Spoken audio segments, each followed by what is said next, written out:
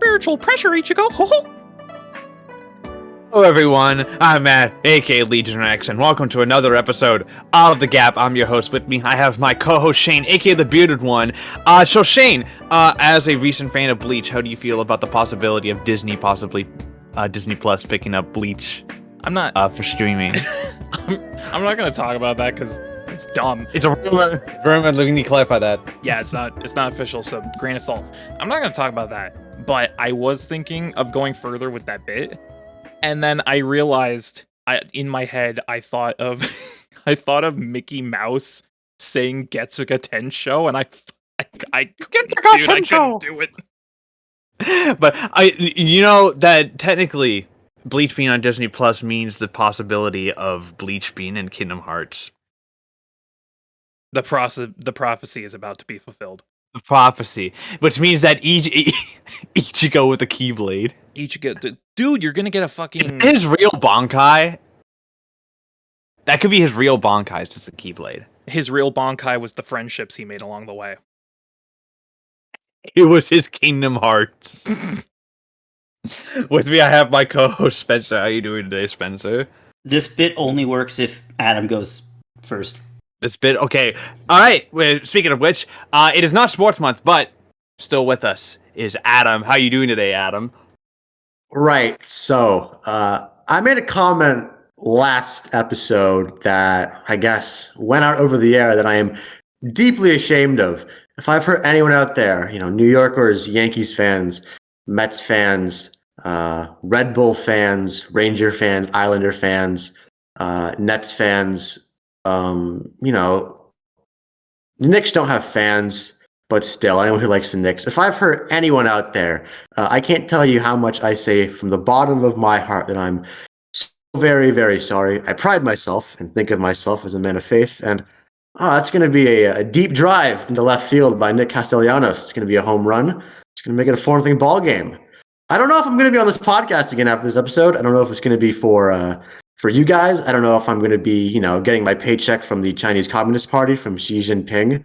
If it's going to be from, the Russians of Vladimir Putin, maybe from the Cubans, the ghost of Fidel Castro. I don't know. I want to apologize for all the people who signed my paycheck. Like I said, all those wonderful gentlemen I've mentioned, for all the people I work with, for anyone I've offended tonight, last week, the weeks before that, really anything I've said that is against New Yorkers. I can't tell you how deeply, deeply sorry I am. It's not who I am to make jokes about 9/11. It never has been, never will be. And I'd like to think that maybe I could have some people here that could back me up. I'm very, very sorry, and I beg for your forgiveness. Snike! Let's go Mets, baby! Love the Mets! Let's go, love the Mets! Fucking do 9/11 too! Hit a home run! We love the Mets, baby! Do 9/11 number 4! There you go. Complete the quadrilogy. Hell yeah. Stop. I guess 9/11 2 was the Pentagon, so 9/11 3 was Benghazi. Inside job. So what's the fourth one going to be? I don't know what 9/11 4. I don't know. It's going to be exciting.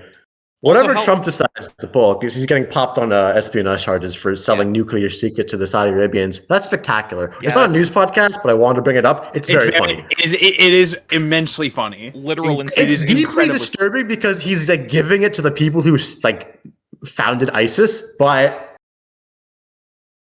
it's the final destination of where his story could have possibly been. It rules. I salute President Trump. Yeah, it is the perfect usage of the Chekhov's gun. It is incredible. All right, so Spencer, what was your thing? What were you gonna do? Oh, well, I was just going to apologize to our family, friends, and watchers for the words, the controversial statements that my comrade Adam just made. Me and everybody on the G.A.P podcast disavows any mention of 9/11, and that's another long fly ball up, and it's gone for Nick Castellanos. That is a 2-run jack. 9/11 is never a joke, and anybody who makes those jokes is very funny. By the way, I am, of course, just kidding. Go fuck yourself. 9/11 6 coming in 3D, baby. Coming in 3D. No, it should be 4D. It should be a full sensory experience. The full sensory with the With the 9/11 D-box chairs and 5D kills you in real life. You should be able to feel the plane crash into your body. You die in the movie, you die in real life. They're gonna do it's gonna be a re-release of United 93, but in like D-box. And then they just blow up the theater It's at the directed end. by Roland Emmerich.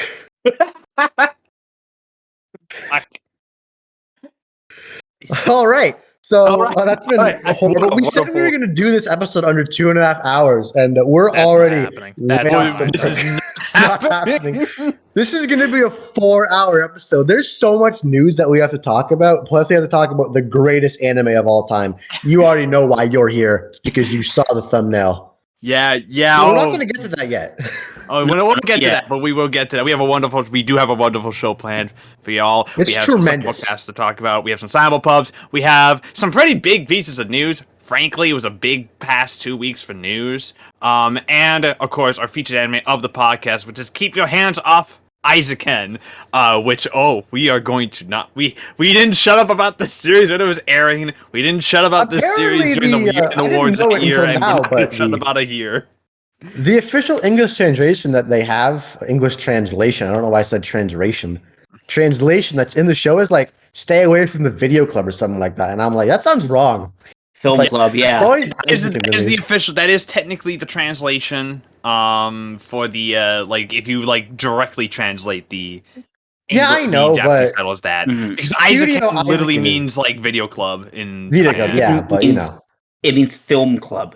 Yeah, I'm pretty sure they just called it "Keep Your Hands Off Eizouken" because like the Japanese title, if you just directly translate it, sounds like really dumb and bad. Yeah. So, which is. I've always just called it keep your hands Occurring. off the Eizouken. I Whatever. just call it Eizouken. That's I don't I go do through the give it- whole. Yeah, that's the thing. We just shorthand it to that. Yeah. If you say Yes. Eizouken, you know what it's talking about. You type in Eizouken on the random anime generator that we use, it only brings up keep your hands off Eizouken. So Yeah, it you know. knows. It knows. It knows. Exactly. It knows what's up.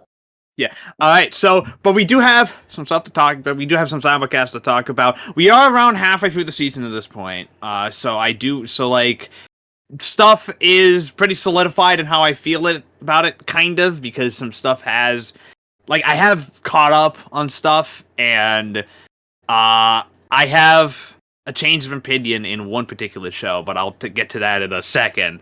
I can't wait. Is it like Chorus Recoil or is it something else? It's the Light Course Recoil is still great. I love that show. Show rules. It whips. Spencer's selling me on that show. I kind of want to give it a shot when I'm back from my. Armor piercing rubber bullets. That's all I have Yeah. to say. There was a show with like sleep bullets or something like that. It's from like the mid 2000s. That's like a 5.5 on MAL. Yeah, So it's this is like obviously a masterpiece. there's a character in this who doesn't want to kill people, so she uses armor piercing rubber bullets that give the illusion that she kills them because they hurt enough to give like a mist of blood, but they don't actually kill him. It is the dumbest thing you've ever heard in your life, but it's incredible. It is, but it's insane. incredible Frankly, because I'm honestly really tempted to check it out. I'm not a. It I'm take- obviously okay. everyone who watches this knows that I'm not a seasonal anime guy. I make some exceptions, like Eizouken. I watched that when it was airing, and I was like, "Yes, this is good." You watched But usually I just Eizouken, wait till it's you done so I watched, can watch it. you watched Bunny Girl and you watched Gridman. We don't talk When it about was that time. I don't think I watched Gridman. It was airing. No, I You don't did? think you did either. Oh, didn't? Okay. Good man, you waited until it was done. No, I'm it was pretty after sure. the fact. Yeah.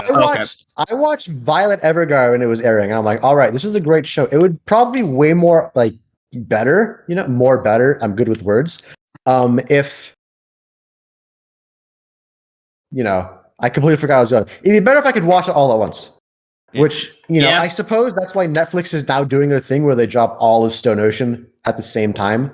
Well, not And all. it's like, hey, Well, have like fun. 13 Well, episode wait, chunks. Yeah, 13 episode Yeah, chunks, but which still. means In hindsight, just- it probably, the pacing's probably better, but I'm a stupid moron who wants stuff now, so I just watch Yeah, it. the binge when model it's has done. infected your brain. The streaming model. yeah. Exactly, it's horrible. All right, but Streaming model. Spencer, what Yeah. do you want? Is there anything you wish to Yes. simulcast? Because you mentioned before that you did. Yeah, so just the ones that I'm going to go off over really quickly, and I'm going to save the one that I think Matt's talking about for Matt. So Shadow's House is good. It's more Shadow's House. It's more Still mystery. haven't caught up on that. Fuck, I knew I forgot something. Dude, It's solid. It's so fucking good. Bushigere or I forget, Bakumatsu Bad Boys, I think is what it's called in English. Is that what it's called? Yeah, Bakumatsu Bad Boys. How bad are the boys? Isn't Pretty this bad. one with like do they those samurais, right? Or am I? They are. Think like Seven Samurai, but what if the Seven Samurai were all fucking criminals? Think. Okay. Are there I got it. criminals in Seven? I got it. Yeah. Sorry. Isn't that just Sorry. Magnificent No. Seven? No. Sorry. Just No. the Sorry. No. Okay. I got it. Akudama Drive. Okay. Shoot. Akudama Drive. But what if the people were the Shinsengumi? Oh, okay. That feels. So yeah, basically a bunch of criminal murderer folks are impersonating the Shinsengumi, and it is done by Geno Studios. And it is solid. It is a perfect example. It is like the Dragon's Dogma of anime. It is the most perfect 7 out of 10 you've ever seen. So we're talking about the Dragon's Dogma game of anime, not the Dragon's Dogma anime. We're talking about the game. We're not talking about the anime. We never talk about the anime. The anime doesn't exist. All right, sounds good. Yes. So in Teppen, they pulled a fucking Infinite 8 for one Have of the they recovered episodes. from assassinating the president of Japan yet? Well, the episode after that, episode 3, involves one of the characters being worried that they're going to be assassinated by the Yakuza. So, what is it with them and assassinations? I don't. It's really funny. Does the Unification Church count as the Yakuza? I need to know. They are. Yes. Okay, so just Spencer knows that they got money from both the CIA and the KCIA. Yep. The Yakuza is absolutely an anti-communist tool during the 60s and 70s, used by, as a bulwark. So. Yeah. Yeah, I guess it could work. Yep. No. Life Force Recoil is dope. We learned some stuff about our main character that's pretty interesting. Yurei Deko, the new Science Saru show, is weird, but I love it. I gotta watch that. Yeah, this show is great. I'm a big fan of it. I'm a big fan of how off the wall it is. Like it's so weird. It's one of those shows that I love because it's like I'm pretty sure that it was designed from the ground up. Of like, hey, who cares where this story is going? Just fucking cool shit at the cool animation at the screen. Like just go wild. There are 3 characters named Huck, Barry, and Finn. Yeah, do you get it already? Yeah. But the ones that I'm going to talk about before I hand it over to Matt, the first one I'm going to talk about is Call of the Night. I am 5 episodes. I haven't watched the newest one. I'm 5 episodes into Call of the Night, and you might remember last episode I called it mid. Fine. I'm coming around on it. I think I may have misplaced my anger. So I want to give a apology to Vampire Chick. I forget her name. Nazuna. You weren't the issue. In fact, it was Ko, because he's a fucking ween and I hate him. He is a he is a Weenie Hut Jr. of a man. He's a ocean man. I don't know why my ocean man does that. I was gonna say because like Nazuna's the best part of the show. Nazuna's the best. Okay, it goes Nazuna, and then it goes the other girl, and then it goes Ko, because Ko is oh god, I can't.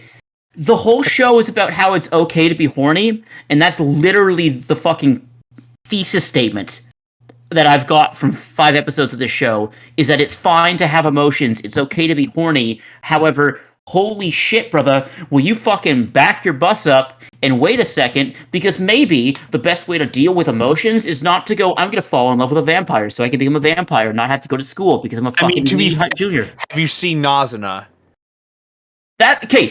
Regardless of why would you want to go to school if you could be a vampire? Because vampires legally don't have to pay taxes because their monetary value is influenced by inflation. Because they live forever, right? Because it does not matter. The whole point is you have a character who's so afraid of fucking everything, and I get it. That's his point. The whole thing is that remind you of you? No. Well, he reminded me. He reminds me of me when like years and years ago. Just fucking Yeah, remind you of you before you met me. correct. Let's put it that way. This is All right. we call that pre-A and post-A, or pre-Adam and post-Adam. That's how my life is split up. Adam. Post-Adam is today. Pre-Adam is before university. I just find Ko to be really annoying, and I just find his character to be like, will you just fucking shut up? Yeah, I got it. And shut up or nut up, dude, because you're wasting your chances. So that's Call of the Night. You do tend to feel that way again towards most of the main characters of these kinds of shows, though. So, it might just be this genre. It's a personal. It's a personal thing. I've read enough Shakespeare, and I'm a big enough fan of Shakespeare to realize Shakespeare man. to tell people that I can't stand shows where things can be solved if the main characters either talk to each other or had an ounce of backbone, because Ko doesn't have a single modicum of fucking drive and he doesn't have a modicum of drive or a modicum of cum. He has none of that. I bet he wants the modicum in that vampire. In fact, some might say he has only a mote of cum. That's a Skies reference. Damn it! Fuck. But Call of the Night is fine. Cum sounds horrifying, dude. I don't want to imagine. I will probably go along with it, but Shane is correct. These characters, I've always disliked because it's like fucking do something. And the last one I'm going to talk about. Who was the fucking guy from? Yeah, you go first. I was going to say the guy from. He's like your quintuplets, dude. I can't remember his name. Pretty much. Freak man, as you. Futsuki. Not you, Ishigami. Yeah. Not you, Ishigami. Yes. Ishigami. But the last one I'm going to talk about. Only I've seen. Matt Shane. You got to watch it. It's Futo Tantai. It's Futo Pi. It's the fucking Kamen Rider show. The Kamen Rider show. Okay. Yo, really? I can talk about this because literally I saw that clip on Twitter of the transformation sequence and I was losing my shit, dude. Yeah. So a little backstory that some people might have picked up by now, if you've been a long-time listener. I'm a big Toku fan. I've seen almost every single season of Kamen Rider from the fucking beginning to recently. I love Kamen Rider. Super Sentai, I pick and choose. Kamen Rider is my fucking jam. Okay? So when I saw this, I'm like, oh, it's Kamen Rider W, which is considered to be basically the end of one era into a new era of Kamen Rider. Kamen Rider W, by the way, is awesome. But I'm like, it's a spin-off. Okay, how approachable is Futo Pi? How approachable is it? And I watched the first episode, and I'm like, very approachable. You only need to know about 3 things to get into this show. And it's 3 things that I can explain really simply. And so the first thing is that the city of Futo is, yeah, I actually put this down in our side chat. So you can go 100% blind in it. So the first thing is that the writer of W, the writers of W is actually 2 people. And they transform into one. Jaegers from Pacific Rim. Yeah, they transform into one writer. So they transform. So basically, 2 people become one Toku hero. Okay. So they're doing like the fusion dance, right? Pretty Dragon much, Ball Z, yeah. I assume. Pretty much, yeah. Yeah. They basically henshin fusion dance. 2, there are things in this world that I will never truly understand. Understand. We need answers. Okay, go. Sorry, I've talked too much already. There are things called Gaia memories that are basically USB sticks that give you magic powers that are sold to the less than legitimate people who, when they use them and gain these powers, they become things called dopants. Those are the main kaiju of W, okay? And then 3 is a spoiler. I won't get into that. But the third part I can talk about is Futo is a city that is powered by the wind, and basically people can tell if bad times or good times are coming by literally walking outside and feeling a bad wind or a good wind. Okay? What constitutes a bad wind? Oh, they know. Methane content. Okay. I was gonna a bad wind. Fuck. I was gonna say like fucking like is a bad wind basically this universe's version of just like, oh, there's evil in the air or whatever the fuck. Yeah, pretty something much like that. So it's just like, oh, this bad air, and then this fucking there's like bad air. Okay, so this show, it looks awesome. It's fucking dope to look at. Animated like a dream. They have the voice actors, but the thing that the tweet that Shane talked about is that they use the original music, sound effects, and like henshin, like transformation of Kamen Rider W. So it's a big. I love it. You can go in blind. You might lose a couple of things just because obviously you haven't seen Kamen Rider W. But I can firmly state that you can go into the show and be relatively understanding. It's kind of like a side story. Yeah. So literally, all I know of the show is the clip I saw on Twitter, but that clip was fucking insane. Like, yeah, it's dope. The show rules. The animation was wild, and that transformation might be one of the raddest things I've ever seen in my goddamn life. Turns out Shane would probably fuck with Toku because Bro, it's of literally course just I would. live action shonen anime. That's literally what it is. Toku is Also- fucking live action bullshit. I love it. Also, that pink hair girl. Oh yeah, she's great. So I'm gonna post something in podcast. That's She knows pretty it? much how I feel Oh about boy. pink hair girl. You gotta show me the girl though. Spencer, can you You do. get on that? Yeah, I'll get on that. Spencer girl. I must verify this. You must verify if the girl is worthy of If Let she me has find the a sauce, good- if she's let nice me with it. Let me find a good picture of her. Is That's, will it turn me into a Tex Avery cartoon? Yes, Most likely. you'll go. All right. Ooh. I'm not doing that. Your heart will pop out of your I have chest, your standards. jaw will literally hit the floor, and then you'll have to crank it back up. That's a It'll fine. be like in the North when you see when you saw Anya Taylor-Joy. Yeah, I was like boing, like my eyes went out of my head. I had to pick him off the floor. There you go. That's her. And there she is. Yep. Yeah, Yep. I get it. yeah. Yeah. See I above GIF. understand. See above GIF for my opinions on that.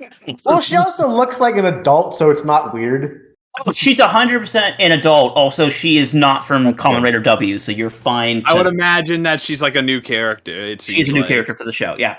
But Matt, do you want to talk about Engaged Kiss? I do want to talk about Engage Kiss because if you were on the if you listened to the podcast from a couple podcasts ago, you would have known that I declared Engage Kiss as bad. Switch engage. My opinion, I think is it still bad? Probably, honestly.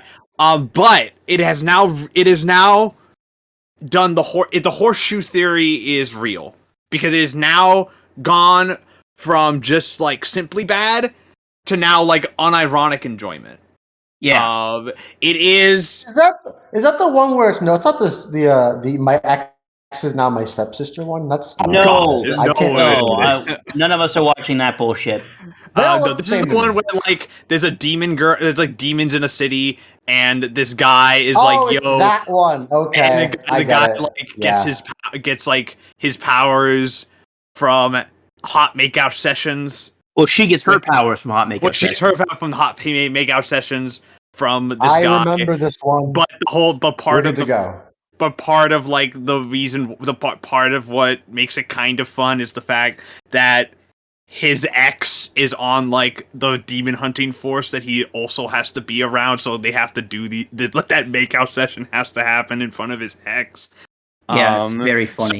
Very strange, like reverse cuckold thing going on there. I'm not sure what's happening. They should investigate it immediately. a tweet from I forget it. She works as she's one of the ANN writers, but I completely agree with her on this. Is that every episode of Engage Kiss is like 5 minutes? It's like 5 to 8 minutes of just kind of like nothing burger, where it's like kind of like nothing's happening, but so like you're indifferent, and then it's like 5 minutes of just like the best action you've ever seen in a show, and 5 minutes of actually shockingly engaging love triangle dynamics. Yeah, it's the weirdest thing because It is so bizarre. I'm kind of into it, even though I know it's probably not good. Definitely, like, it's gone to the point where it also kind of has embraced its... It has embraced its, like, trashiness. It is trashy, and it knows it's trashy. Yeah. Which is the best kind of show. But it's a different kind of knowing you're trashy. Like Killing Bites is a good example of knowing that you're trashy and leaning one way. Killing Bites, if Killing Bites had like god tier animation, because the Sakuga in this is nuts. Like, it looks incredible. They're fighting the fucking D hazards, which are by the way are what the demons are called. It's like some of the best animation I've seen in a while. It's so good. It's incredible. But the show itself, it went from like whatever to like a straight up erotic thriller.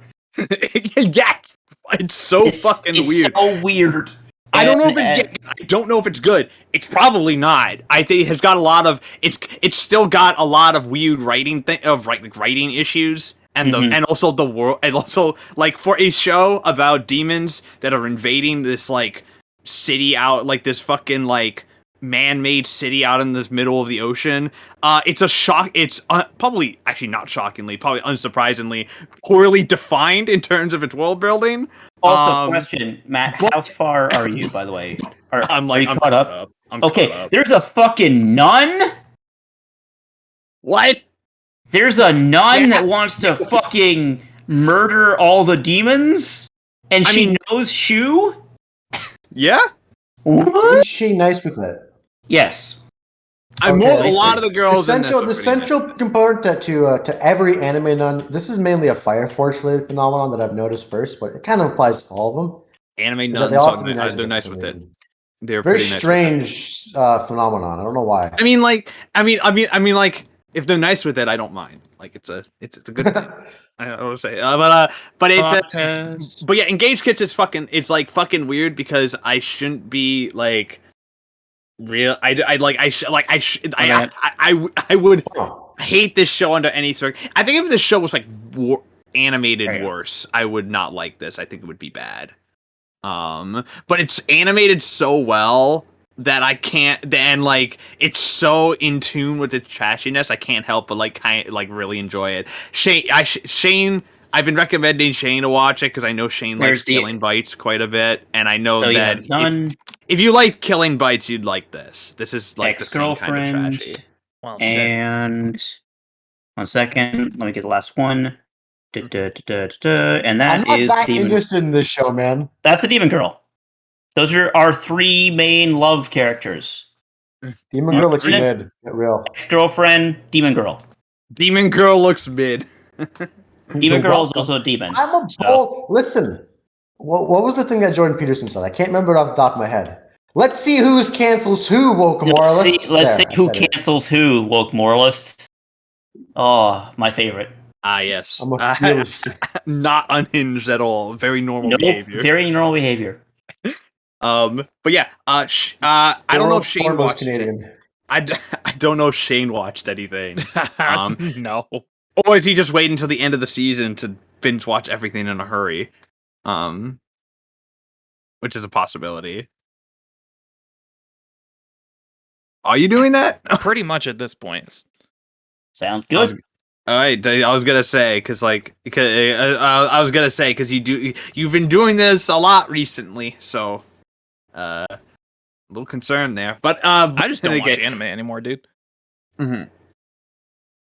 He's on the Yakuza grind in perpetuity now. I know you don't watch seasonal anime, so he's graduated into like fucking what I can't remember what it's called.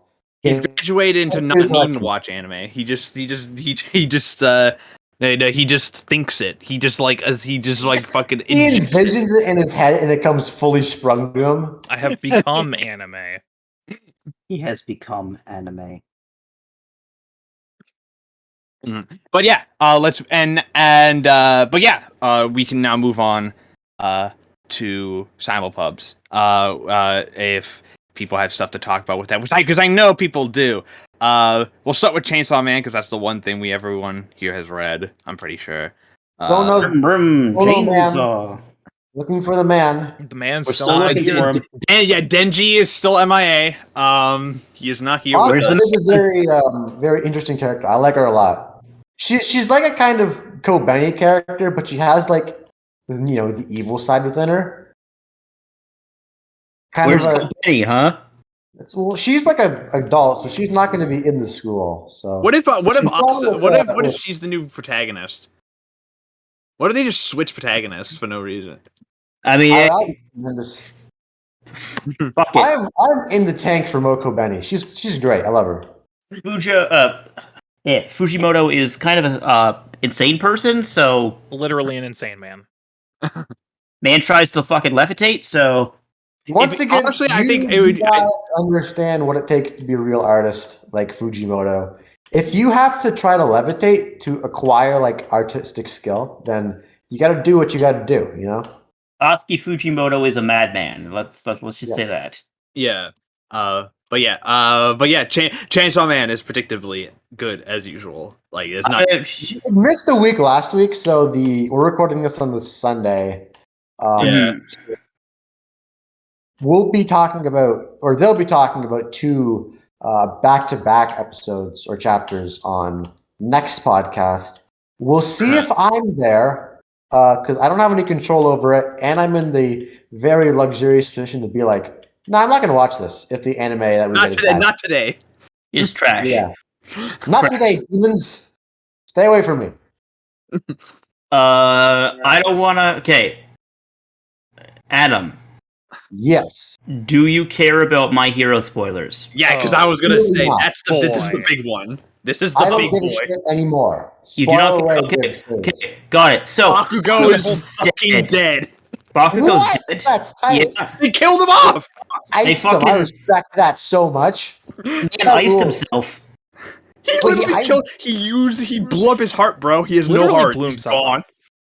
Well, listen, sometimes you got to make sacrifices for the greater good. And I guess in this story, it's about time the damn thing had actual stakes. Who died? Who actually died? Midnight is dead. But that's Midnight's dead. I know Twice died. Twice is dead. Yep. There was obviously Night Eye long before all that. Yeah. And there's some implications in the who else died? Stars and Stripes got fucking nerfed. Yep. Murked. She murked herself. Mirko got nearly murked twice. Yep. Bunny Girl almost got it twice. It's too powerful though. Hawks almost got it. We thought Jiro was gonna bite it at one point, but she only got her ear fucking destroyed. She's lost an ear. Her ear is fucking gone. Endeavor got fucked, bro. Endeavor got riggedy wrecked, dude. Todoroki's still alive, but he's burned he kind of burned himself because he went supernova, kinda ish.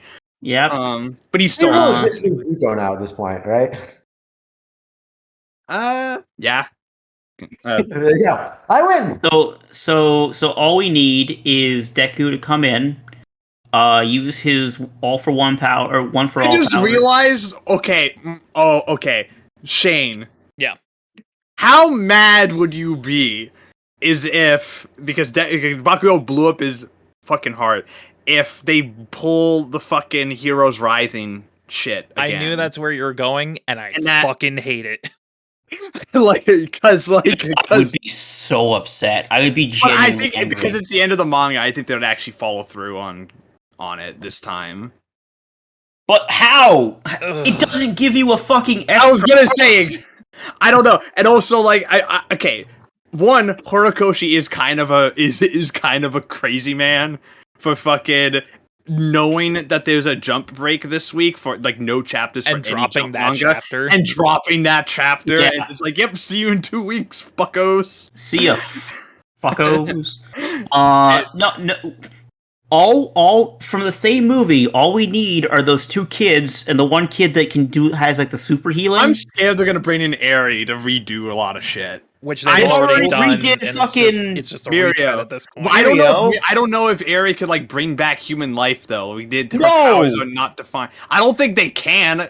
I don't think they Eri- can. She wasn't able to bring back Night Eyes, so I don't. I'm pretty sure Eri was also specifically stated that she works on a person's quirk factor, not their actual like human lifespan. No, she just rewinds time, bro. I'm pretty sure. It's Also, a time thing. to be fair, she didn't revive Night Eye because she had already used her quirk on Deku. Oh yeah, true. She already used her quirk on Deku because Deku was like just fucking killing himself. And they had to wait like 2 years in real time before she could heal Mirio. No, it was like 6 months, bro. Well, I meant 2 years for us. I was gonna say, reading. I thought you meant 2 years in universe. I'm like, if it was 2 years in universe, I'd actually buy that a lot more. That makes a lot more sense to me. And she just Also, I love how they bring back Mirio's powers, and what has he done? He since does they brought nothing. back- Literally nothing. Yeah, but fucking Sun Eater though. Sun Eater didn't do shit against fucking. But he's cool. He is cool. He didn't do shit against fucking had a Shigaraki moment- though. Oh, it's almost like Horikoshi's gonna walk in, and then Deku's gonna. I don't even know if what Deku can beat Shigaraki at this point. Actually, legit. No, but do you know what Deku is and has always been through this entire protagonist? Oh, not just a protagonist. Deku has been the U.S. in World War One. That doesn't Okay. make any sense. Deku has came in at the very end when everybody has worked very hard to fight off the Germans, fucking smacked him in the back of the head, and then said, "This was all me!" I mean, technically, half the time it is all. If you saw him It is against all him. Overhaul, that was all him. Like he It didn't. was all him. Yeah, overall was him. Overall, But, this is Ardennes. Exactly. It was it, but fucking like I don't even know if Deku can beat Shigaraki at this point. Shigaraki has officially gone into the villain is now so powerful level that I actually have legit no idea how Horikoshi is gonna have them beat him. Frankly, He's reached Alan Bell's he is biggest Aizen levels of busted right now. He is Aizen levels of how the fuck do you beat this guy? It would Just be get a really gun, funny if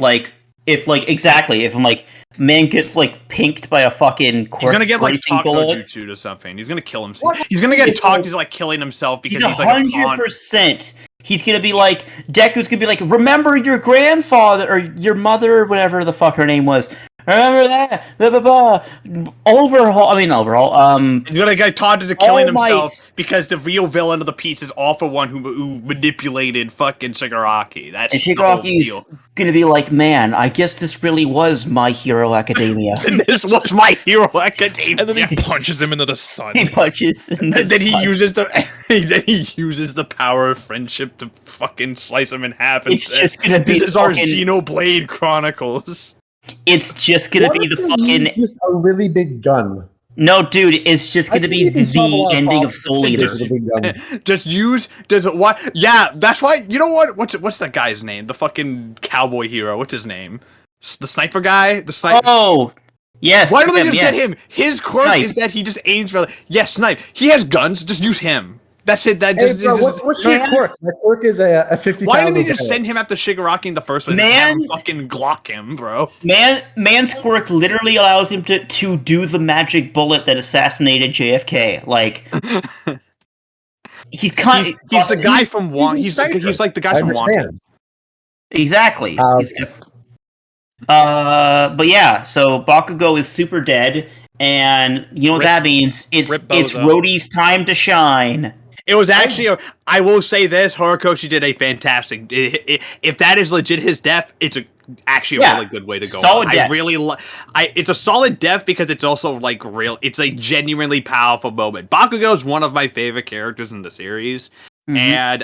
and the fact that if this is actually how he goes, I'm still skeptical on whether or not he's actually dead. But if this is actually how he dies, it's a great way to go out because he dies pretty much doing what he's been wanting to do since he was a kid.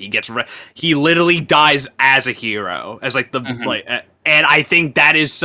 And it's it's the final image of him him lying there with the picture of All Might right next to him is just a great fucking final image. It's a great last shot. Great final panel. Horikoshi really knows how to end chapters, and he always has, and this is just one of his best in a while. It's really great. It's fantastic across the board. You know what else is fantastic across the board? One Piece. One Piece! One Piece. Real good this week, guys? Really good this week? It was crazy good. Adam, I don't think you understand. Right. One Piece is crazy good every week. I know. I'm just making sure. Just making sure. Also, both you and Shane better get ready for me to come back here and ask what the fuck you're talking about. Okay, yeah, because Buggy pulled a Uno reverse card. Literally on Uno the world. reversed these bitches. So Buggy the Clown, who has somehow failed his way upwards in the world of One Piece. He is now an emperor, which is hilarious. But in any Ferdinand the Fourth. He created his own organization. I think was it Crossguard? I think Guild, its name called Guild Cross or something like that. I'm gonna look it up and you can. It's Guild something. It's a Guild something or Cross something. But whatever. He formed a new organization. With like Crocodile and the rest of his crew. It is the Cross Guild. Yeah, the Cross Guild with like Crocodile and a bunch of other Mihawk and a bunch of former warlords. And now he's literally putting out bounties on Marines. He's putting out bounties on the Marines, and it's so wild. He's putting out bounties on the Marines, and Crocodile is basically leading the charge pretty much. Like it almost seems like that Crocodile it seems like that Buggy though is actually like talking like both Crocodile reports to Buggy and Buggy reports to somebody else, whoever that is. It's like Buggy's the one quote unquote in charge, and then Crocodile's like the main enforcer. He rallies the troops, and then Mihawk's like the mercenary where he goes out and does hits. But Buggy my question is, Shane, who do you think Buggy responds to? Because Buggy is clearly, when he was on the Mushi with that guy, with somebody, we don't know who do you think he responds to? That's the question. Who is pulling the strings? Who? Do you think it's the guy? Do you think it's the Empty Throne guy? You know, part of me wanted to say that, and then part of me was like, not sure. But it could very well be. We still haven't gotten anything on that guy since Reverie. So. A guy. We also know that Boa Hancock, that fucking Amazon Lily got absolutely annihilated. And Hancock's out for revenge. Yeah, Hancock is 100% gonna join up with she's either gonna join up with like Cross Guild, or she's gonna find Luffy. Which is the likely scenario is the latter. She's gonna join up with boyfriend. Luffy. Yes, Hancock. But and then the other thing I noticed from that chapter is that it's interesting that Crocodile is back. At the same time that the Pluton gets revealed. Yep. And at the same time, awfully convenient, huh? And at the same time, that King Cobra, quote unquote, gets assassinated. Yeah. Do you think that Crocodile killed Cobra?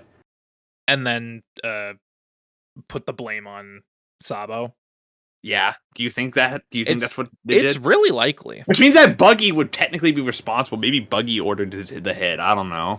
Possibly, unless we don't know how long Cross Guild has been. Buggy the Clown's got shooters. I can't believe this. Buggy the Clown, he's failed his way upwards, bro. He's the best.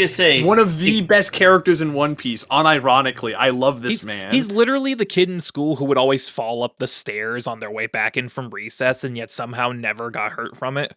It never got hurt. The man failed his way upward. The only reason he was a fucking warlord in the first place was because he showed up to Marineford. He was at Impel Down and managed to escape with Luffy by chance. It Impel Down and was at Marineford and just happened to be one of the survivors. And so he was deemed a warlord because a bunch of people followed him out of Impel Down.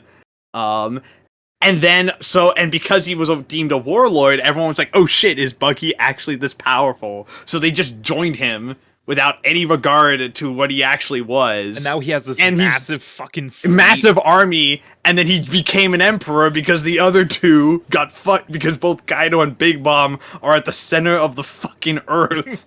So Buggy is like one of the only pirates left that is powerful enough and big enough to have an emperor status. So Okay, the guy so- just failed upward. He just failed upwards. He just Here's how most like reactionary dictators come to power. They get put in jail for like the stupidest crime you could possibly imagine. They break out of jail. They have like 10,000 of the stupidest people in the world be like, "Yo, this guy's fucking tight. He broke out of jail." They do a coup and then they're in charge. And then they get, That's literally how it happened. they get, Buggy Literally, is. It's for me, how great. it happened. It's literally everyone's like, they either side with the Axis powers or they get CIA funding. and what's funny about he didn't even Buggy didn't even break out of he broke out of prison, but he didn't even do anything. No. He literally followed Luffy and Crocodile literally, out. fucking That's Luffy what happened. Luffy did all the work, and he was It was just Luffy like and Croc technically as well. Croc and Luffy, and also Jinbei. Mm-hmm. And then literally Buggy just followed them out the door and was like, "Yes, I am free." And Luffy somehow got the most followers because he was one of the only people who like stayed around Marineford after it got fucked. So like, that's I love Buggy so much, and do you think that you don't do that? Do you think at this rate that Buggy's gonna be the one to find the One Piece by complete accident? Yes. He's gonna He's got stumble. it. He's literally Buggy the gonna Clown, stumble I into the believe One it. Piece. He's gonna mind the pun. He's going to clown his way to Raftel. That's literally Buggy is the One Piece. Buggy T Buggy- Clown. Buggy is going to be Buggy is since I've started watching this the biggest chuckle fuck in the entire series, and I kind of applaud him for it. I am so He's happy great. for his I love success, bro. Buggy. Like I've always liked Buggy. He's always been fucking like the Joker, but interesting.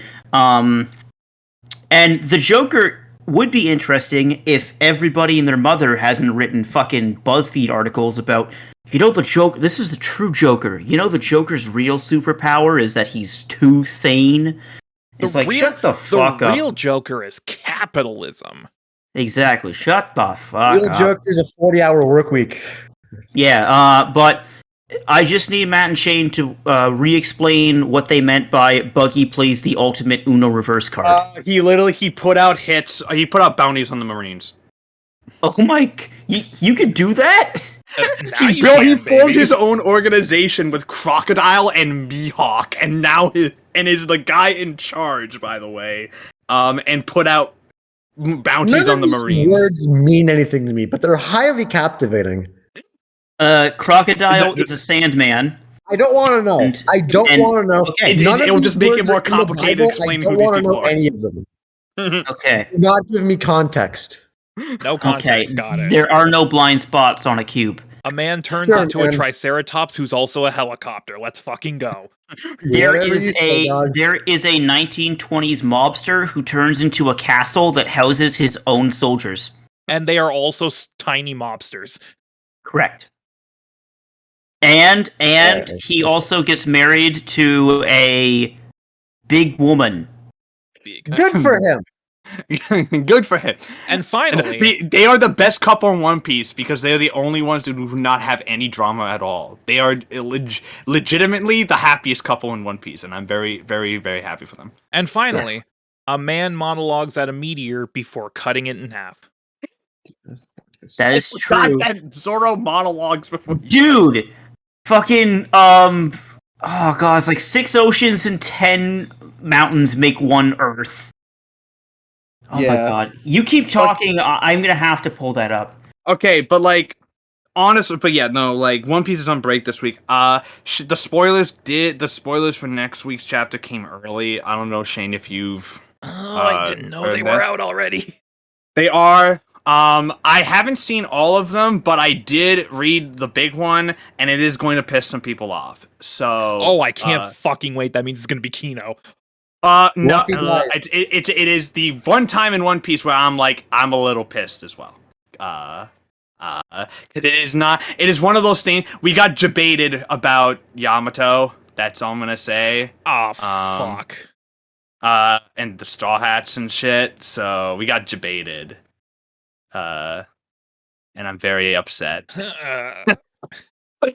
I've never felt more deflated. Yeah, all I have to say is that it is going to be very funny seeing the people who got tattoos of Yamato with the Straw Hats immediately regret their life choices. Yikes. Immediately regret getting tattoos of that already. Okay, so Adam, to set the stage, a meteor is plummeting towards an island.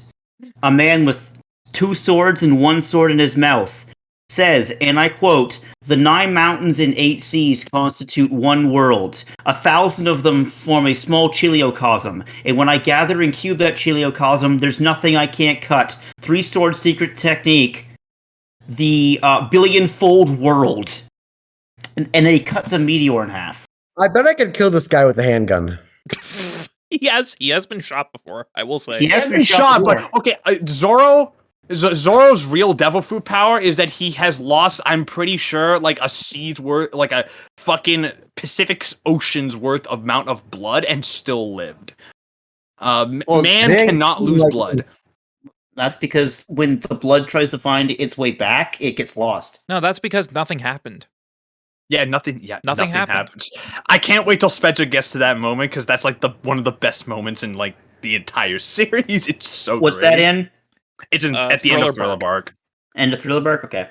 You still got like 100 plus episodes, dude. Yeah, I got 100 plus episodes. You got a lot. I'm keeping on. But yeah, I think we're done with Cyber Plus. I have nothing else to talk about. So because we got to move on to news because this for like an hour already. We have like 2/3 of an episode to go. This is gonna be a 3.5-hour episode. I'm telling you, man. We're not gonna hit PB this time. It's not gonna happen. No, we're gonna be fine. We'll be fine. Last week, it's fine. Yeah. So let's talk about Kaiju number 8. Because that we've had a lot of rumors about an anime coming from that, and we got a confirmation of it. I was here before it was popular. Yeah, and it is officially happening. The official Twitter account for Naya Natsumoto's Kaiju number 8 manga announced on Friday. The series is getting an anime adaptation. Toho Animation streamed an announcement video. Matsumoto launched them. Sales are kind of out of control, so. Matsumoto launched the manga in July of 2020 on Shueisha's Shonen Jump Plus website. The first print volume shipped on December 4th, 2010, and the volume has had since 2 more printings due to popular demand. It's the only Shonen Jump Plus manga to have such printings. Not even Spy. Well, Spy Family got really popular after the anime started. Oh, I thought the manga was like huge though. No, the manga was popping off already. The manga was popping off, but like it was popping off. But Spy Family definitely was more on the side of was definitely like it was popular, but like Kaiju number 8 was like breaking records, kind of popular compared to Spy Family. Spy Family also blew up, I think, because it was one of those anime that got like the anime adaptation was just like the quality was just. It got the Demon Slayer bump pretty much. Yeah. Well, it was beating. It's the first Jump series to beat One Piece in TV ratings since One Piece started airing back in 1999. So. Oh my god, One Piece has been like on the air for. And it's still going. Entire life. It's still going. It's been over like 25 years. The manga started in 97, bro. Oh, it's as old as I am, dude. Your entire life. I can't imagine doing something for 25 years. I've I know. learned for 25 Oda has years. said that he after One Piece he is like never touching a manga ever again. He's just God, done. he deserves it, man. He's made Retire. so much money. He doesn't need it. I'm So, just He gonna has, like, I'm just gonna Jillian disappear. Bellows. I'm just gonna vanish and I'm gonna show up in like 5 years on an island in the Bahamas. With a fucking drink with like a little umbrella in it. You're gonna show up at the end of like Dark Knight Rises. Like I'm gonna see you in like Venice. You're gonna be with like a hot babe. I'm gonna be like, yeah, brother. I forgot I that was fucking the ending get of The it. Dark Knight Rises. Fuck, I forgot that was the ending. I actually like Dark Knight Rises though, so that's not a problem. I like the Dark Knight Rises as Bane. Everything else is mid. Tom Hardy's Bane is spectacular. Bane. No, Bane is peak. Bane's You don't peak. get much better than that. But yeah, so the big question though for Kaiju number 8 is one. Actually, there's two questions. One, when is this coming out? The answer is not anytime soon because this just got announced. And second thing is who's doing it. It is Toho doing now. Toho Animation seems to be in charge. Like Toho seems to be the producer on it, which makes me think it's not Mappa and it's not IG. It's not Wit. It's not any of those because they're owned by. Put this in the baseball term so I can understand it. Toho, it's quite possible because it's Toho. I have a sneaking suspicion. I think this is probably going to Bones. I think this is probably going to them. It seems very likely. Who they are? I understand. The My Hero Academia, Fullmetal Alchemist, those guys. Yes. Mob Psycho. Infinity's Bones. They Mob made Psycho. Bones. Ooh, wait, no, they made Skate the Infinity. Yeah, they Yeah, made man. Skate the Infinity. Okay. Yeah, Bones and we call Bones is famous in the industry for having what we call infinite money because they're one of the Infinite more money. They're one of the more well-funded anime studios. That's not UFO Table. You also think it's really well funded. They just also- don't pay taxes. So Say also It's not Bones like pays their money. taxes. Bones also pays their taxes and has like 4 separate animation studios. Yeah, so, like they're is pretty massive. big. They're pretty massive and they have a lot of funds. So I think honestly, Kaiju number 8 being sent to Bones is probably prepping for the inevitable end of My Hero within the next couple years because My Hero's wrapping up in the manga, so which means that the anime is probably gonna be wrapping up as well. And Bones is a big moneymaker, and Bones did very well with My Hero. My Hero has been very successful under them, so I would imagine like, what's the next best thing we can give them? Let's give them fucking Kaiju number 8, which is kind of in the same vein, I guess. it's more relatable because the protagonist isn't like a child. It's like a 30-year-old dude who's like, man, wish my life was different. And then he becomes a monster, Kaiju man. Then he becomes Kaiju. It's incredibly cool. I mean, if I could become a Kaiju, that'd be rad as shit. Just saying, like that would be. If I could henshin, that would be the coolest thing in the world, dude. I would literally be like, "Yo, my life is the best, bro." Like, I try to do a Hadouken every time before I go to bed. We'll get to that. Fucking hell! I do a Hadouken every night before bed. It's like, she's just like me for real. For real. But yeah, Kaiju number 8's getting an anime, and I'm very excited. We know nothing about this other than it's basically happening, so so we won't hear about this for another year. Speaking of stuff that is coming out, speaking of Bones, by the way, we do know that what their first anime for next year will be, which is Spencer and Shane's favorite show is coming back, and that's Bungo Stray Dogs. Baby. Dude, I'm so fucking excited. The Bungo Stray Dogs featuring Masahiko Minami and Chiaki Kurakane panel at Crunchyroll Expo debuted the first promotional video and an international visual for the 4th Bungo Stray Dogs anime season on Friday. The video reveals the season will premiere next January in 2023, which will make it a winter 2023 production. The production team also announced more cast members and returning staff members. What we do know is that the people returning for the staff are director Takuya Iragashi, scriptwriter and supervisor Yoji Inikido, as well as chief animation director and character designer Nobuhiro Arai. So pretty much it's the same team as the past 3 seasons. Nothing has changed. It's the Bungo team, yep. That being said, they did say that there's going to be a couple of new people involved, particularly that this will be the first season of Bungo with major CG animation, apparently. They're gonna need it. They're gonna need it. For some sequences. They did not specify what. I do not know, and I have not seen season 3 of Bungo and have not read the Spencer manga, makes so noises I like literally he have knows. zero context for this. Okay, so how do we put this? How do we describe Bungo? Oh wait, Adam, did you ask what is Bungo? No, I said that Spencer's making noises like he knows what's up. Well, I He can do see the future. because Are they going to need CG for some shit? Is the question. Yes, they are. Yes. Oh, it's third of Okay, so I said when you announced it, I said hunting dogs. Okay? Think of the hunting dogs as like government anti-terrorism, but superpowered. And there's some fucking plot twists with some characters that will blow Shane's mind. Oh, fun! Can't Because fucking wait. both of you have met this character before. Is it Dostoevsky? No, I it's hope it's not him. It is I not. hope it's him. I hope it's him because I've seen him once. It was in the Dead Apple movie, and I thought he was rad as shit, and I want to know more. So Dostoevsky is the big villain, but it's not Dostoevsky. It is a character from the first season that you see. Why they gotta hate on my man Fedor? What did he do wrong? No, okay. So Dostoevsky is part of a group called Rats in the House of the Dead. He's not. Yes, he is. Russian author. He's been All the dead main for characters in this are named after. There's a character. Well, the villain of season 2 is named F. Scott Fitzgerald. So don't worry about it. He's a real life villain.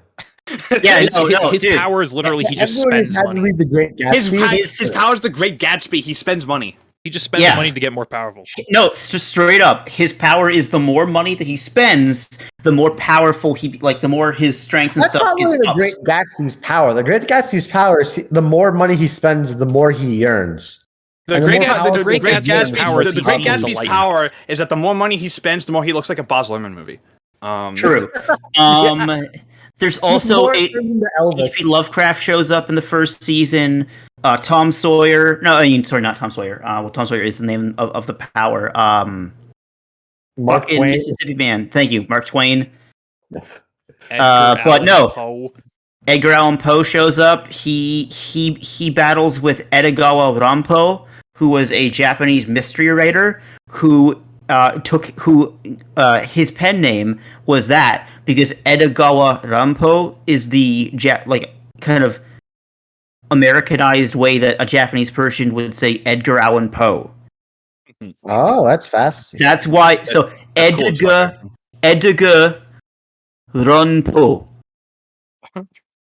So that's why his name is Edogawa.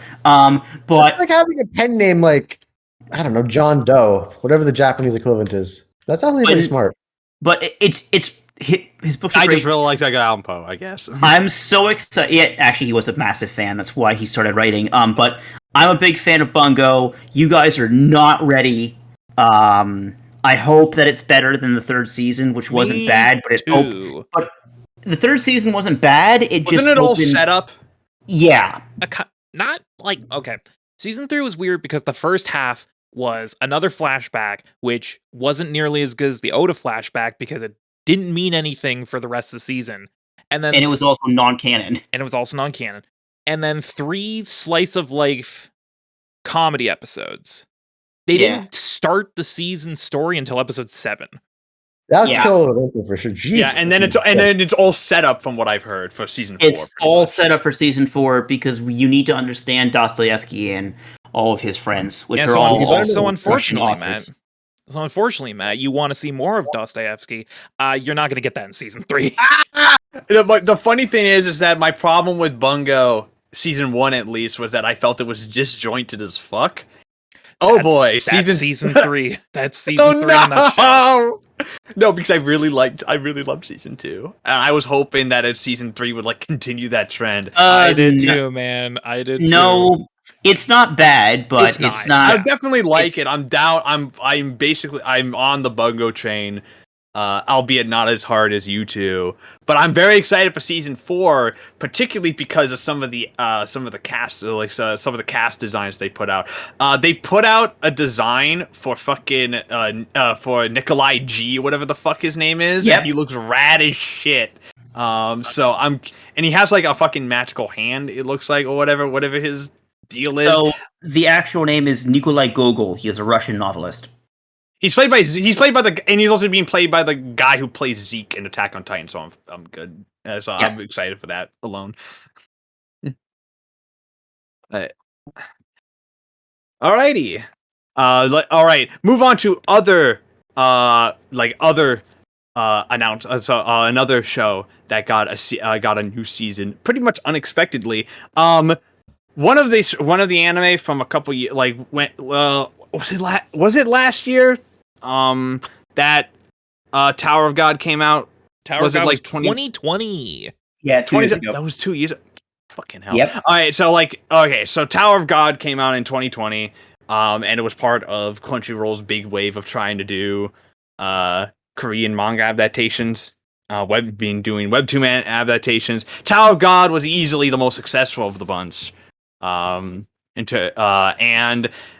announced at Crunchyroll Expo on Saturday that the Tower of God anime will be having a second season. They've released a key visual and a trailer for it. The new season is streaming on Crunchyroll. There is no date for when it starts, but I'm going to imagine sometime next year because there was actually quite a bit of animation in the trailer. I'm going to guess fall? This upcoming fall? No. Probably no, I meant fall next year. Next year? Probably sooner than that. Probably means like spring. I don't know. I think spring might be a little too soon. Maybe summer. Then. In addition, the Webtoon platform will debut the first volume of the upcoming graphic novel edition from Webtoon Unscrolled on November 22nd. This is a big deal because Tower God is basically the first major Webtoon comic to get a physical release, which is kind of a huge deal. And I will be sure to pick it up because Tower of God is fucking fantastic. And definitely, if you've not read the webtoon version of it, I highly recommend it. It is really great. And I'm very excited for this. I'm hoping that it's longer than 13 episodes this time. Because so Shane, the next arc is like 3 times the length of what season 1 covered. So 36 episodes. Yeah. Well, it's got to be. Well, like, keep in mind as well, season 1 cut out like a lot. Of shit, yeah. Yeah, it cut out quite a bit of shit. So I'm curious to see how they adapt this. I'm very excited for this. So season 1, I thought season 1 was a very, very solid adaptation, and I'm a big fan of this series. So I'm hoping that season 2 kind of continues that trend, and doesn't become a God of High School. I'm very hoping it does. I hope it doesn't do what happened there. Speaking of unfortunate, well, I don't know, unfortunate is the right word here. So we constantly make the we constantly make the joke here about fucking how isekais have gotten out of hand, and now officially with this announcement they have gotten out of hand, where the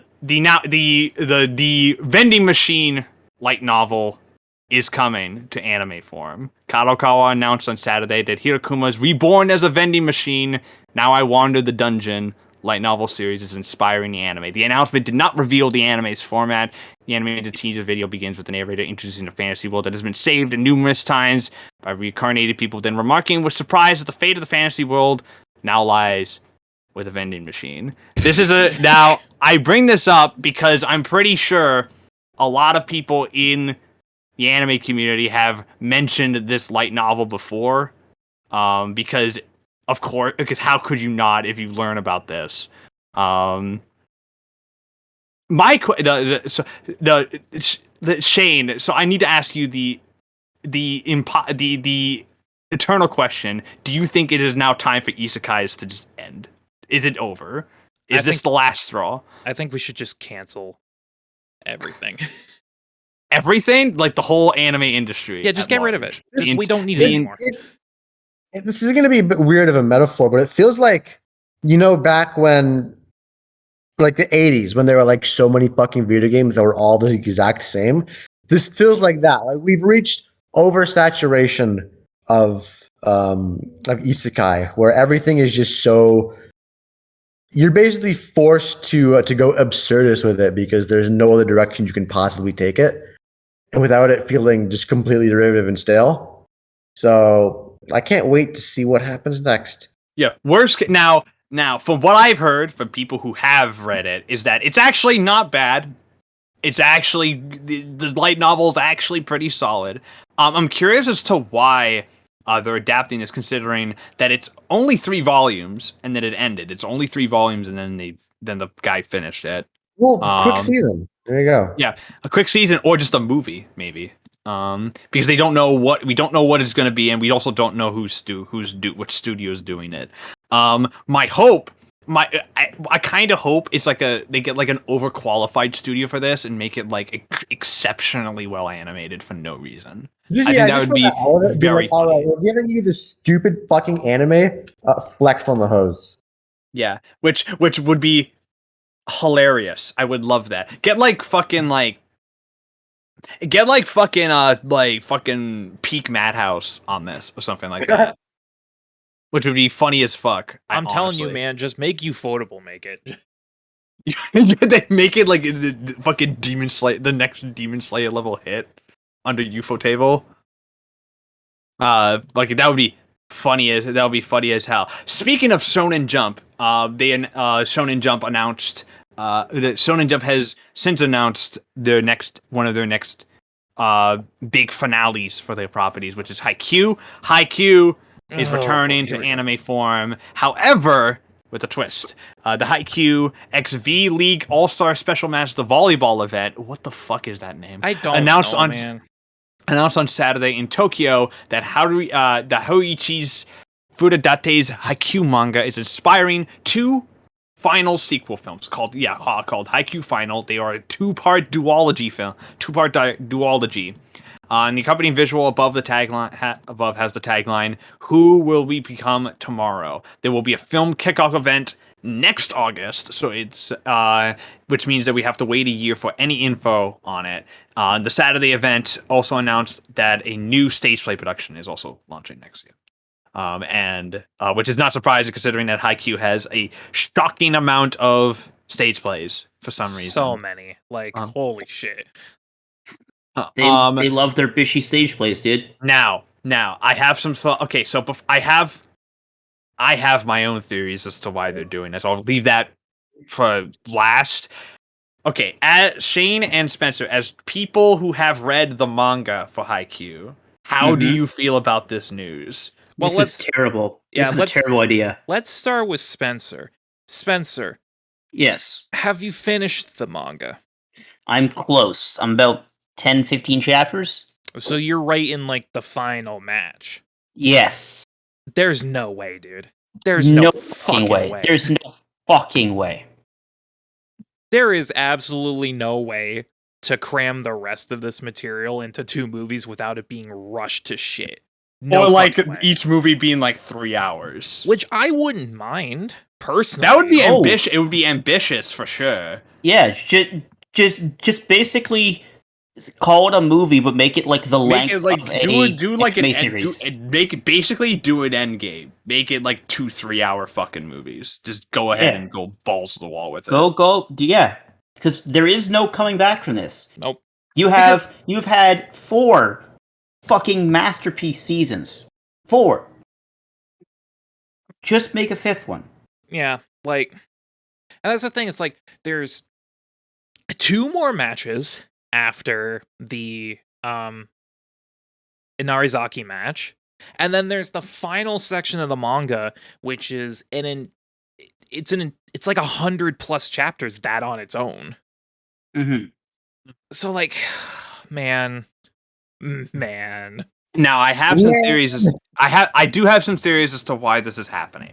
None of them are necessarily good, but I think they will probably give some explanation as to how the anime industry works. Okay. one of the things that you have to understand, that people have to understand about how not just jump adaptations, but adaptations of manga usually are. They're not made they're not made in a vacuum. They are made usually as promotional material for the original source material. Almost always. Sometimes that's not a case. Like if a manga wraps up and then it gets an anime, then that's usually a sign that it was made as like like separately, as a separate thing. But a lot of the times these anime adaptations, like MHA is the same way. Or like the big three: Naruto, Bleach, One Piece. Even something like Chainsaw Man to an extent, Kaisen, Demon, and even when it initially started, Demon Slayer, were all made as promotional material. It's like basically one big giant ad for the manga. You like the anime? Well, go read our source material now in stores, where you can read more of the story because we might end after this season. You don't want the story to be unfinished now, do you? And it usually works. And if it doesn't work, that's usually why a manga gets quietly canceled after its anime bombs. And Haikyuu was the same way. So you have to understand that Haikyuu's manga is over. In fact, the Haikyuu manga has been over for like 2 years, I think. Yeah, it ended summer 2020, so it's been over 2 years, and the only thing that's come out since has been a one-shot. It's been a one-shot. And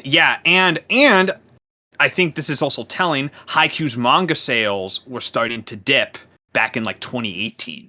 Haikyuu's sales were dipping for quite a while, for a little bit, even prior to it like wrapping up. Interest was already beginning to wane in the series by the time that it had wrapped up. And then I think the other reason why I think they're doing the second reason why I think they're doing this is just the sales of the anime in general. To the Top, while I have heard excellent things about its quality, I know for a fact that it did not do very well. It was not a huge hit. It kind of flopped. Whether that was, I know that COVID probably was a factor in this because it had the unfortunate, had the unfortunate nature of like literally releasing during the middle of the pandemic. And you could tell at times. You could definitely tell. Yeah, and I know for a fact that the animation in the second half of To the Top, from what I've heard, is a mixed bag. Always fun when that happens. But it's but like you can but like yeah, like when you go from like consistent over 10,000 volumes for your seasons to the Top starting at like 4,000, that's not great. That is a pretty steep drop. It's a pretty steep drop. However, I do think another factor plays into there, and I think we now have to officially declare that Mugen Train has done irreparable damage to the anime industry. Has ruined anime forever. It has done irreparable damage because that movie made so much money. Amount of money. But a buckaroo amount of money. And it would, and I think it would have been seen as an anomaly if Kaisen and Film Red weren't also doing the same amount of business that it did. Meaning that I think anime studios are like, well, why make a show which actually, costs more and actually you get less money from doing it than a movie, when we could just release a movie and it will do buck wild at the box office and we get millions upon millions of dollars for this. So One Piece Red is like canon, right? It's not like a side thing like Dragon Ball Z. Canon. Film Red. If Film Red is like it's like half canon from what I know. All the backstory stuff apparently in Film Red is canon. The actual storyline is like maybe not, maybe yeah. It's we don't know. It's all over the place. But with Haikyuu, I 100%. Yeah, I blame Mugen Train. I'm honestly going to throw it out. I think. Time to blame Mugen Train for doing irreparable damage to the anime industry. Turns out, Mugen Train was just bad all along.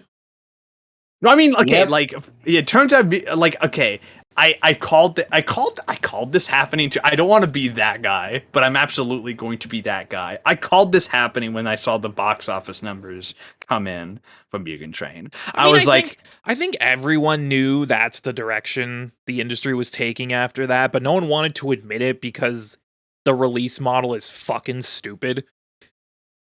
fucking and we all know why Mugen Train was turned into a movie as well. It was initially done because they were like, well, the arc is too short to justify a fucking show. So they just turned into a movie. I don't think because Mugen Train as a movie was in production when Demon Slayer was airing. I don't think they had any intention of it turning into like a $500 million blockbuster huge hit that makes anime the most mainstream it's literally ever been. I don't think they planned it to be that at all. I genuinely think it was a conceited effort to go arc's only like 12 chapters. It's less than it's like 10. It's not worth putting that into an anime and then, getting through oh wait, they did that.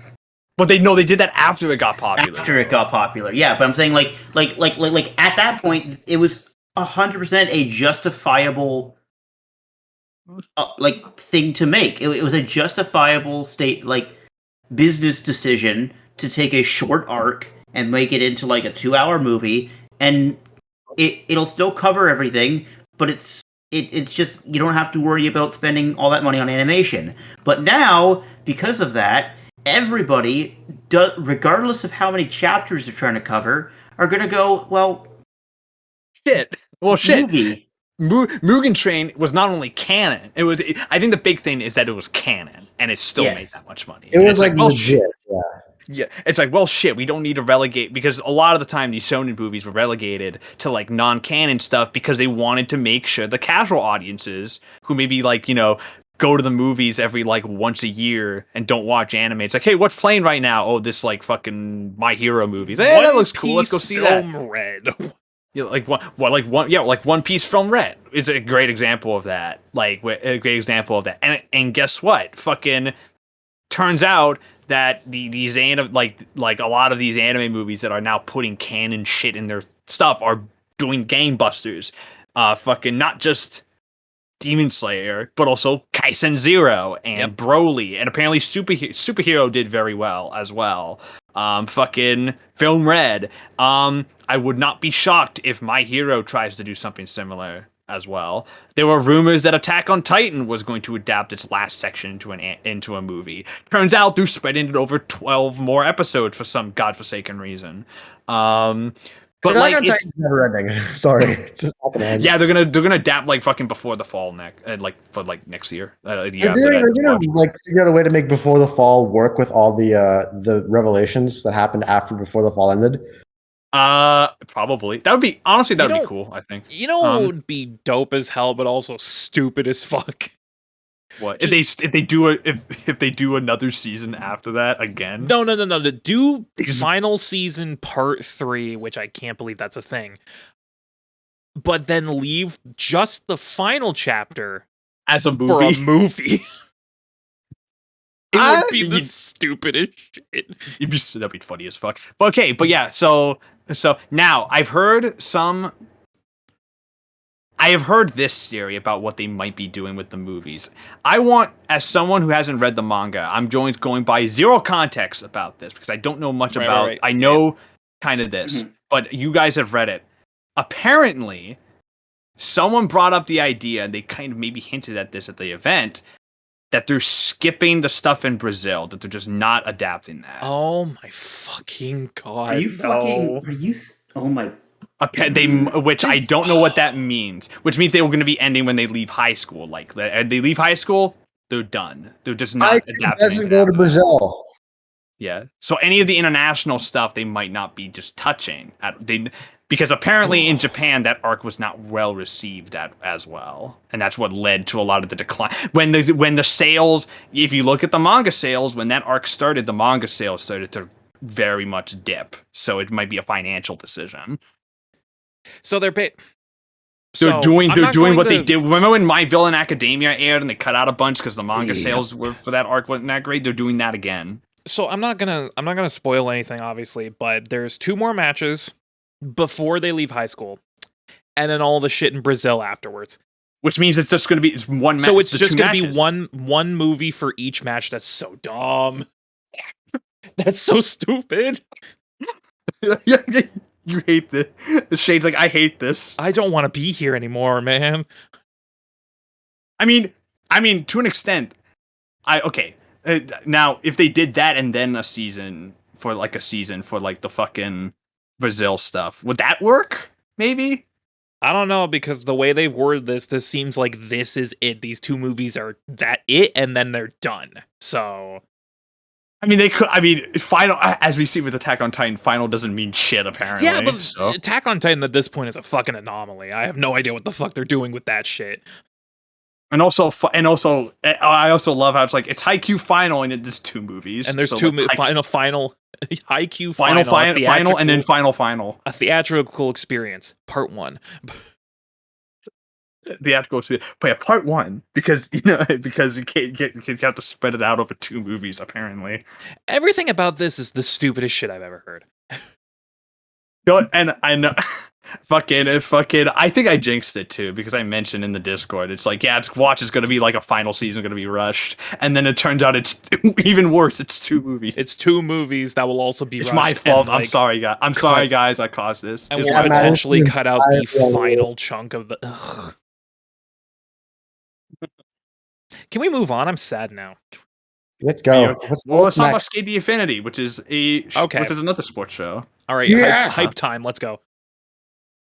The Escape the Infinity Week special event revealed in Okinawa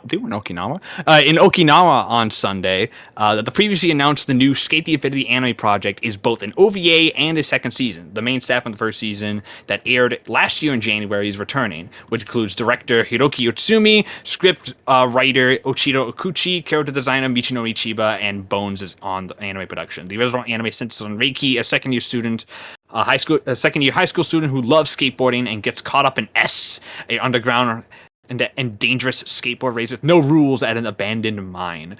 Hiroki Utsumi originally directed the anime at Bones. She was the director on the original season of Free, as well as its second season, Free Eternal Summer, and on Banana Fish. Ichiro Okuchi, who was the writer on Cabaneri, The Iron Fortress, and Code Geass, wrote the series. So I'm a big fan.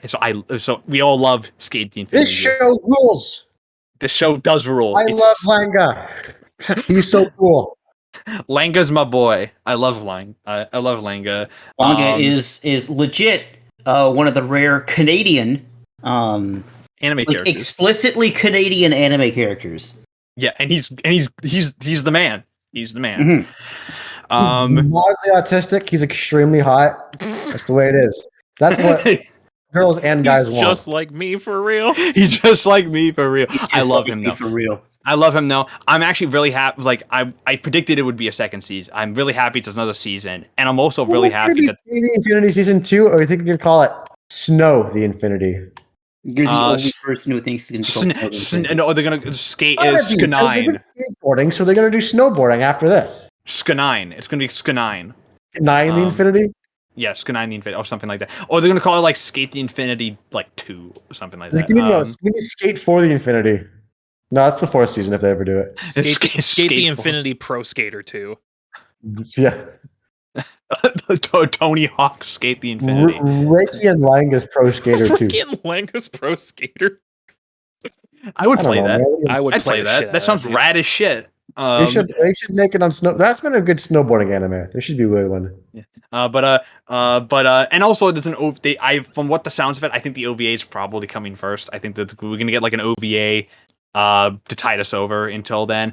And the OVA is probably gonna be like here's what they're doing in between seasons. It's like cool skateboard, like school fun skateboarding stuff. Reki and Langa's Wacky Skater Christmas Special or some bullshit.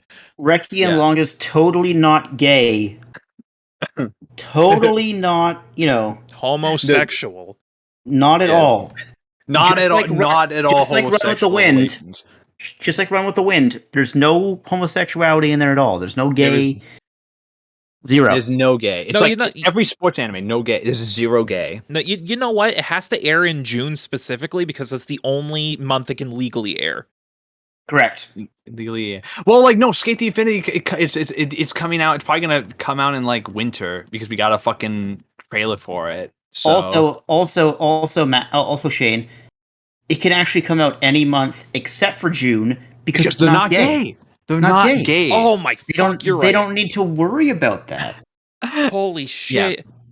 But I love Skate the Infinity. I'm very happy it's coming back. We wouldn't have a better opening and ending than the first season. No. There you go. No. Well, okay, I said that about Mob. And then, And so, like, Okay, what do you mean? what do you mean? know? here we go. I'm gonna call it now.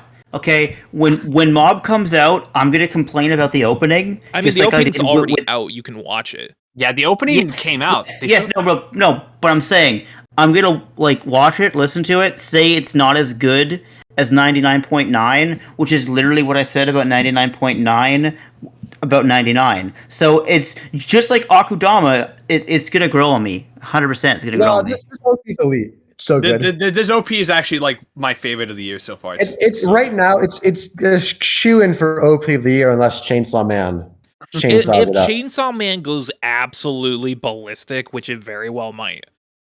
I still think even I think I might go give it to Mob even then. So like it's a case of like I think it's just really good. It looks fantastic. So Matt, where are we on the Mob OP? Where does one land in the list? I don't know yet. I've only listened to it a couple times. Obviously, I think in the end it might end up being my favorite. But right now, the first one's still my favorite. Right now, 99.9 is still my favorite. Honestly, that one really grew on me. But 99 is also incredible. Like, there's not been a bad OP or ED for Mob. Literally goated series can do no wrong. Yeah, Speaking of goat, I watched season 2 a couple days ago. I just finished it because I was bored, and I'm like, I'll fucking watch this because I'll get ready for season 3. It was so good. It's so elite. Good, dude. Elite. Yeah, it's elite. You don't get better than that. It's insanely good. Speaking of elite and a goated series, Psycho-Pass. Psycho-Pass is a goated series. And Psycho-Pass is also exceptionally popular in Japan. So of course it gets projects all the time, but it is reaching its 10th anniversary because it's first started in 2012, so it is now officially 10 years old. And the Psycho-Pass anime is launching a 10th anniversary project in October, and production on the franchise's latest work, which is the new film Psycho-Pass Providence, has been greenlit. Now, Naoshi Shitani is returning to direct at Production IG, and Toho is distributing. This is kind of a big deal because this is the first season that Shitani is directing since the first season. He's coming back to do this. The 10th anniversary project is carrying the theme of gratitude for fans, and voice actor Tomokazu Seiki, who plays Kogami, is serving as the ambassador. Now, my question, and the teaser and the visual they showed that it seems like what they're doing with this like movie is that every major character from the past 3 seasons of Psycho-Pass plus all the movies they've released are going to be in this. It's going to be basically their big crossover. It is the Game Master Anthony's birthday of Psycho-Pass. It is for lack of a better term, their like Infinity War. It's gonna be the One Piece stampede of Psycho-Pass movies. Pretty much, yeah. Pretty much, and more than likely, it's probably like a big finale for most of these characters because it's like 10 years. So like, it's gonna be like a big finale blowout for some of these characters. Likely, probably Kogami and Akane because their stories are wrapping up more than likely. Now, Psycho-Pass. Now, it's hard for me to get excited for this, not because I don't like Psycho-Pass. I do, and I'm curious to see what this goes. Psycho-Pass hater. I'm not a certified Psycho-Pass hater. I love Psycho-Pass. My problem is that it's so hard to fucking get some of these fucking things. Psycho-Pass license has been passed around from like literally every fucking distributor at this point. The first 2 seasons are available through like Funi and now Crunchy. The movie is also available through Funi and now Crunchy. But after that, it starts to get wishy-washy. There was a trilogy of movies called Sinners of the System, and those are legally available. Those are only licensed in the UK through Anime Limited. They were never licensed here in the States. You can buy Blu-rays with a dub. Sounds good. Yeah, you can buy Blu-rays for them with I think they're sub only from the UK through Anime Limited, but they're never released here in the States.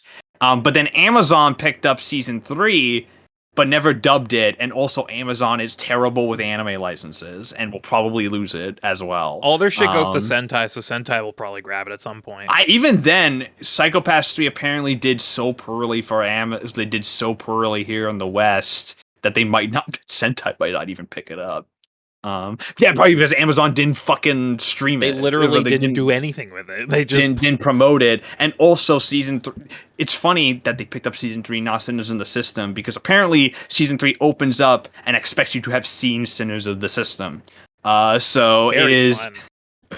And so, have you seen this thing that isn't licensed yet?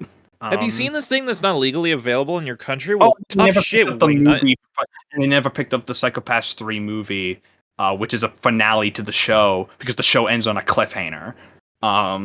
So don't you? So like, Psycho Pass is licensed to pass. So again, it is hard for me to get excited for this because I don't even know if it's properly going to get properly licensed here in the States. If it doesn't, I'm going to be very upset, frankly, because I would like to see this story fucking end. Please, I want to see this wrap up. Hoist the sails, mateys. It is time for me to buy every copy of Psycho Pass known to man. All of it. Jeff Bezos, the shit. Jeff Bezos, the Psycho Pass. I mean, it's his fault that season 3 failed, so.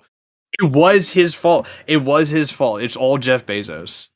It's all him. Lesson of the day, kids. You can blame anything on Jeff Bezos. I mean, you can. I mean, he is responsible for a lot of Bezos. I thought you said Jeff Pesos for a second, and I'm just like, what? That's his Mexican brother. That's his Mexican brother. Named after who is so rich, the currency is named after him. Mm-hmm.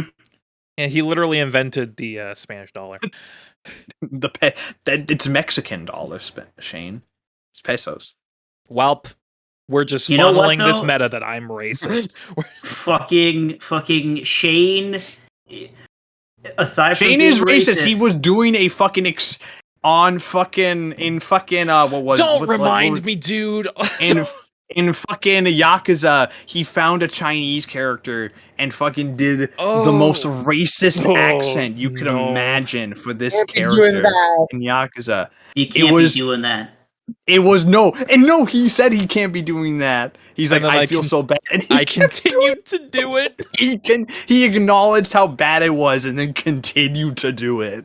It was so funny, though, dude. Which by the way, does not make it. Which honestly makes it worse because now you know it's bad. Now I know.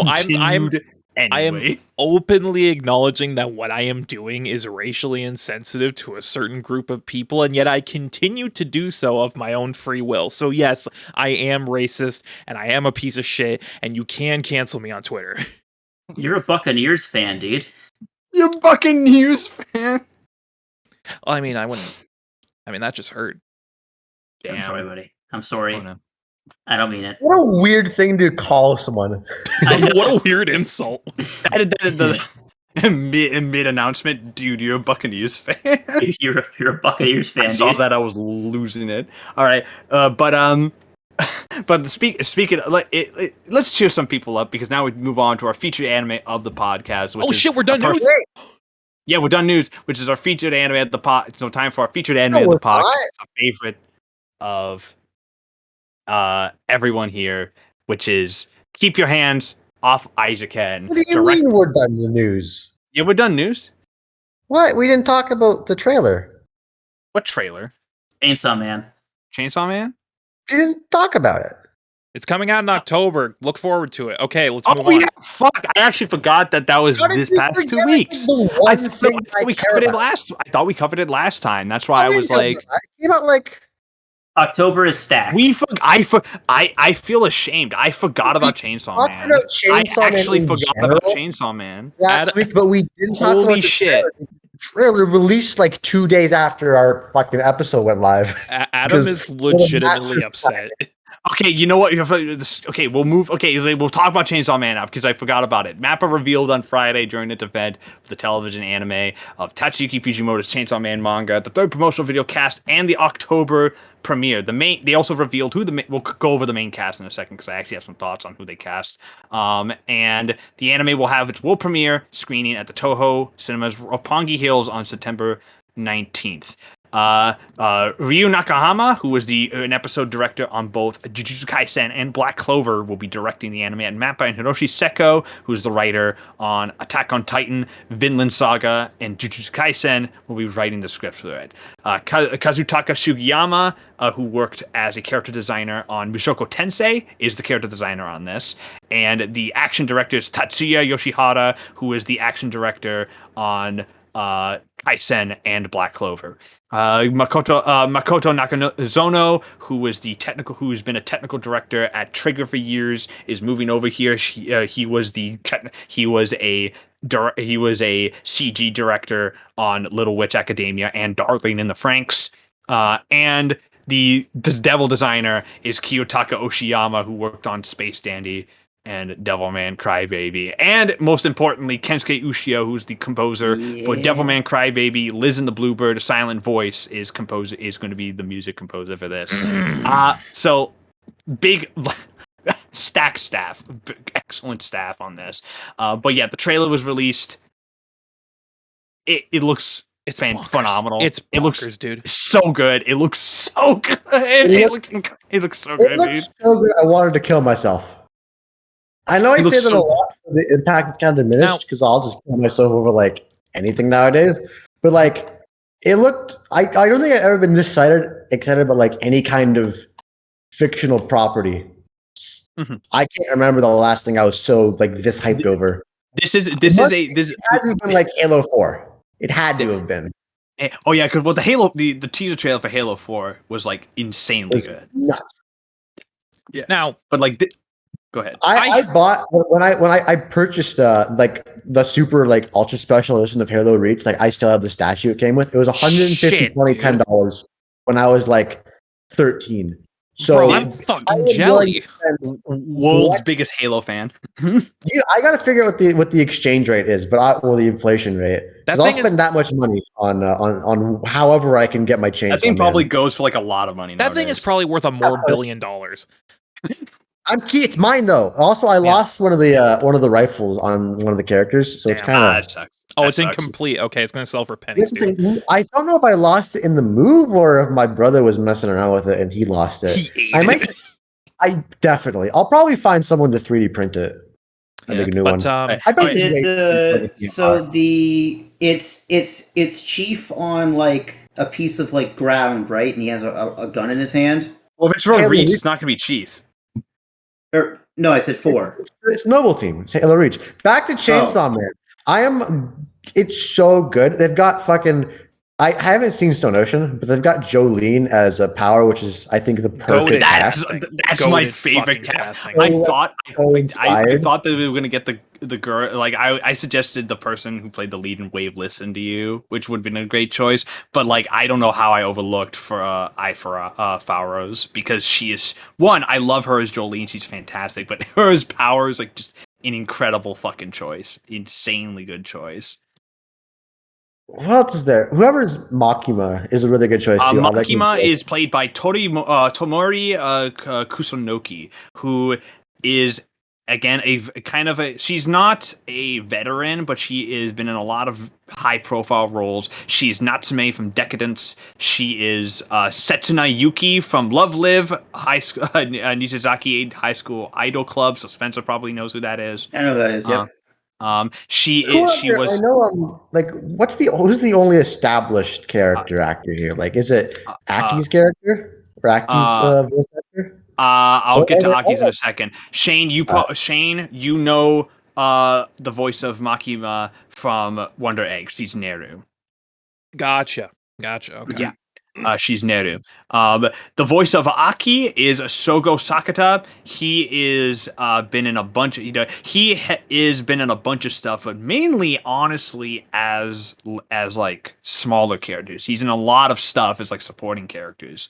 But in terms of big roles, the only big role I recognize the name in is in World's Heroes Mission. He plays Leviathan in that.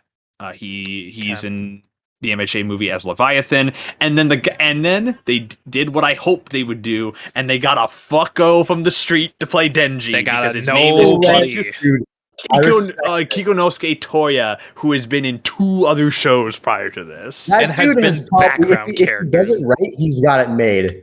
Yeah, he was previously in a Tokyo 24th Ward as a protester, and in Heroines Run the Show, The Unpopular Girl, and The Secret Task as a bunch of big characters in a bunch of episodes. That's it. Good He for is my not- man. He got the bag. His first major role outside of literally cameos is Denji, the lead in Fucking Chainsaw Man. Denji. Dude, there's so much I want to talk about that we won't have time because we'll go for 5 hours. Aki is like so incredibly hot, he can kill me. It looks so fucking good, dude. I can't possibly describe it. Shane, what do you think of the trailer? Like, you know how some like astronauts they went to the moon and they came back and they couldn't describe it because they had like no idea how to put their experiences into words. I feel like that. I'm just like, Yeah, it was incomprehensible. exactly. That's You what- I you feel saw like I'm something looking that at, like, human eyes couldn't like detect. I feel like a Lovecraft character, except like either 0% is racist or quadruple is racist, depending on the source material here. You're either If it's backing towards out or the you're virus, all in, then dude. quadruple is racist. But if it's like towards anyone else, it's 0% is racist. Yeah. But it looks like, oh my god, I can't so yeah, even put it. So the trailer I'm is so fucking literally excited, dude. insane, but I hate to be that guy, but I'm gonna be that guy. I'm Wow. not 100% convinced that this isn't just trailer footage. Like, there's no way the show is gonna look this good. Okay, I if it's anything like Kaisen, you know what this is, Shane? You know what this is reminding me of? The footage it looks a lot like Kaisen. It looks It's in terms literally of the its dude who did visuals. the second OP. Yeah, That's the so it guy looks who a lot- animated it. It looks a lot like Kaisen. I would not be shocked if it's like Kaisen. Kaisen was consistently well animated, but they saved a lot of their big stuff for the action scenes, and they Yeah, showed I'll- mostly I'll action give scenes in Kaisen this. I didn't like it. The action scenes were good as hell. Yeah, so I think if it's like Kaisen, I think what they'll do is it's gonna be it's probably gonna end up very similar to Chainsaw Man. And I also mentioned this on Twitter, and I got a bunch of people agreeing with me for once. In that I love the trailer, but this also reiterated my point is that I can't watch this trailer and not think how shitty of a place Mappa must be to work at. Yep. Those guys are dying It's over just there. in the back of my mind. I'm just like, damn. Like Mappa, I don't think they learned anything. I don't think they've learned shit. Unfortunately. Hopefully I'm wrong. Okay, so I will say, because I keep up with this stuff, because I have been so outspoken in my support of Mappa. In the 2 years since that expose came out, they've actually been making pretty large strides. That expose came out a couple of months ago, Spencer, not 2 years ago. No, that expose was fucking 2020. No, it wasn't. It was like fucking it was earlier this year. It was earlier this year. I know for a fact because it got. I feel like it was last year. Unless all three of us are wrong. Everyone's wrong and I'm in the right because I didn't say shit. It is. Adam is right. It is from last year. It was last year? Okay. Well then, Adam. but I've been keeping track, and they are making steps. I mean, the industry by themselves, you're gonna have to look. It's the anime industry. It's always gonna be shitty, but they're at least making an attempt to change wages around and get these people paid properly. But when you're part of and this is not to say anything. This is just Japan in general. But when Well, you're not exactly Japan, when- because American VFX studios are going through the same thing, especially with Marvel. Yeah, it's, which just is- more, it's especially with Marvel, which is like- its own set of consequences, but and it's mainly because- it's mainly due just how much to pump. It's mainly due just how much they're pumping out more so than Yeah, anything. they have so much stuff and they have so much influence. Like if you fuck up a Marvel show, then you're never getting a job like again. Yeah, it'd like fuck it, which is why there was news recently. I don't know how it came from, like, I forget where it came from, some credible sources, but it's not 100% confirmed that Marvel's thinking of just making their own VFX studio, which could fix the issue maybe. I don't think so. I think it'd be like an even more horrific slave house. Well, okay. It would. That's the thing. That's the thing. That's why I said maybe, because if they make it like ILM, then maybe it could fix the problem. But like, I don't think they're going to. I don't think they want to fix the problem. I think they what they don't. want That's to why do is they want to create their own VFX studio so they can just gag order everybody. Just shut up. Yeah, exactly. That's what I was Yeah. thinking. Don't say a goddamn thing about the sweatshop you work in. Yeah, Exactly. but to go back, Mappa is doing a lot better with their scheduling and all that, and they especially have to be good with this because they're the one that are fucking producing it. Yeah, and they better. Fucking. And I think that I do think though, Shane, that this is probably actually fucking footage from the show. The show comes out in October. It's absolutely not just. If it's in October, I don't think if it's just trailer footage, then I'm like, what are they doing over the there? only reason I say that, and the only reason I have any cause for concern, is because literally the entire trailer looks exactly the same. You can tell it's just one dude who did all of these cuts. So is that just these are his cuts from the show, or did he make these cuts for this trailer? And I have no idea which one it is. One man makes the show. Or Shane, and here The greatest meth binge of all time. Here is why I think or what if the show actually looks like this good? I If it will. looks this good in real life, I'm gonna shoot myself. I will I don't come have any more words. on camera. I'll do it. I'm not lying. You know what? That is recorded now. That is official. It is I never said with any, but what kind of gun? I'm gonna pull out a Nerf gun. a Nerf gun. No, I'm Let's actually. stop. You know what? I'm not gonna be a baby bitch like Adam. I'm actually gonna come, and you're gonna see it. What? Wait. Pause. Wait. Stop. Hold. All right. All right. Now let's. Yeah. Well, it's a good thing we talked about how rough the anime industry and especially the process of making anime can be, because that's the topic Sweet of our segue. featured anime this week. I know I'm the doing your job, Matt. I'm transitioning. You are transitioning Then how because did I our do? featured anime of the podcast is Keep Your Hands Off of Eizouken, directed and written by Masuki Yuasa. It is also co-written by Yuichiro Kido, who, by fun fact, Yuichiro Kido is director of Yurei Deko. He made his directorial debut with that this season, so he has upgraded.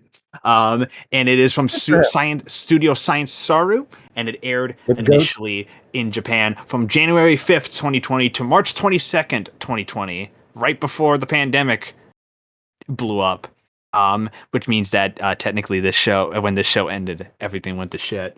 For 12 It got delayed an episode. Like it got pushed back a week because of COVID. Because COVID hit Japan way before it fucked up. No, it doesn't. It was not pushed back. It was not. Well, the I show was feel like also it was. done. The show was done when they The fucking show aired was it. not pushed back. The movie was pushed back. I think was the I'm talking about Attack on Titan because I know something. Yeah, and also the show was done when it was airing. The show was already finished, so they didn't need to push it back. And it is currently licensed by Crunchyroll and Sentai Filmworks. It is available on their website, Crunchyroll's website for streaming. Sentai owns the home video rights, and they have released it. They have since released it, I believe. I don't know if they have released it on Blu-ray yet. They have not. Which is weird because they picked it up like a year ago. I literally looked this up yesterday because I'm like, hold on, weren't Sentai releasing it on Blu-ray? They picked up the license in May of last year, and nothing has come from it. Well, then and after that, like a couple months later, Sony and fucking fused fucking Crunchyroll and Funi. That was like so. Like, do you think that like that Sentai may have lost the rights to it, or I literally don't know because they literally have not said anything about it since that announcement. So it could have fallen through in the meantime, but I would say Sentai probably lost the rights to a lot of the stuff just because they don't have the money. or They it's a don't have Tatami Sony money. Galaxy situation, or it's a Tatami Galaxy situation where they're trying to dub it but they don't know how to. God, you can't dub Tatami Galaxy. No, I'm talking like this. Like what if they're trying to dub Eizouken and they can't? And Well, they he doesn't it's need like a Tatami dub. Galaxy, but they it's can't dub the it. same concept. It would lose a lot of its charm with like a regular dub. You have to make it like really good. It would also have to be like a funny dub. It had to be funny. It would can't have to be very funny. like it'd have to be like a comedic. It would have to get like good comedic actors involved. So you have to Ian get, like, Sinclair as the fucking the Robo dude. Fuck it, I don't know. Leave it at the regular. Leave it at the Japanese. It's good enough in Japanese. yeah. And that's kind of a lot for me because I'm a dubs guy all the way. Yeah, I've watched this 3 times, and the sub honestly gets the Japanese gets better every time. Yeah. And speaking of, because as Adam mentioned, this is an anime about making anime. Because G.A.P off of Eizouken follows 3 lead characters: Asukasa, Kanamori, and Mizusaki. Specifically, Asukasa is the lead of this mainly. She is a massive weeb. Huge anime fan, particularly for the art, particularly the making of anime. She wants to make anime. That is what she wants to do with her life. And one day while she and Kanamori are at like an anime screening at their school, I think they're watching Future Boy Conan. I have this cool story about that anime in once I get through this. They run into Tsubame Mishizaki, who is a amateur model and famous at the school, and but she doesn't want to be a model. She doesn't want to be an actress like her parents. She wants to be an animator, specifically that of a character animator. She wants to work in anime like Midori. So Kanamori, being a capitalist, but the only good capitalist, sees a money making opportunity with this. We could form an anime club at the school and make their own anime. Well, just make their own anime. They have anime. They have people who are passionate about the medium who can make anime. Why not just do it themselves? Obviously, however, they find that it is much easier said than done. And the Keep Your Hands Off Eizouken is a really quirky, interesting way of exploring not just how an anime is made, but also an ode to creativity at large through the eyes of one of our best anime directors with Masaki Yuasa. I love Eizouken. I think this is I've made it like no small secret that this is one of my all-time favorites. It's in my top 10. And this also has the notable distinction of getting of being mine, Shane's, and Spencer's anime of the year for 2020, which is a rarity. Yeah. Sweet baby, I know how to pick them.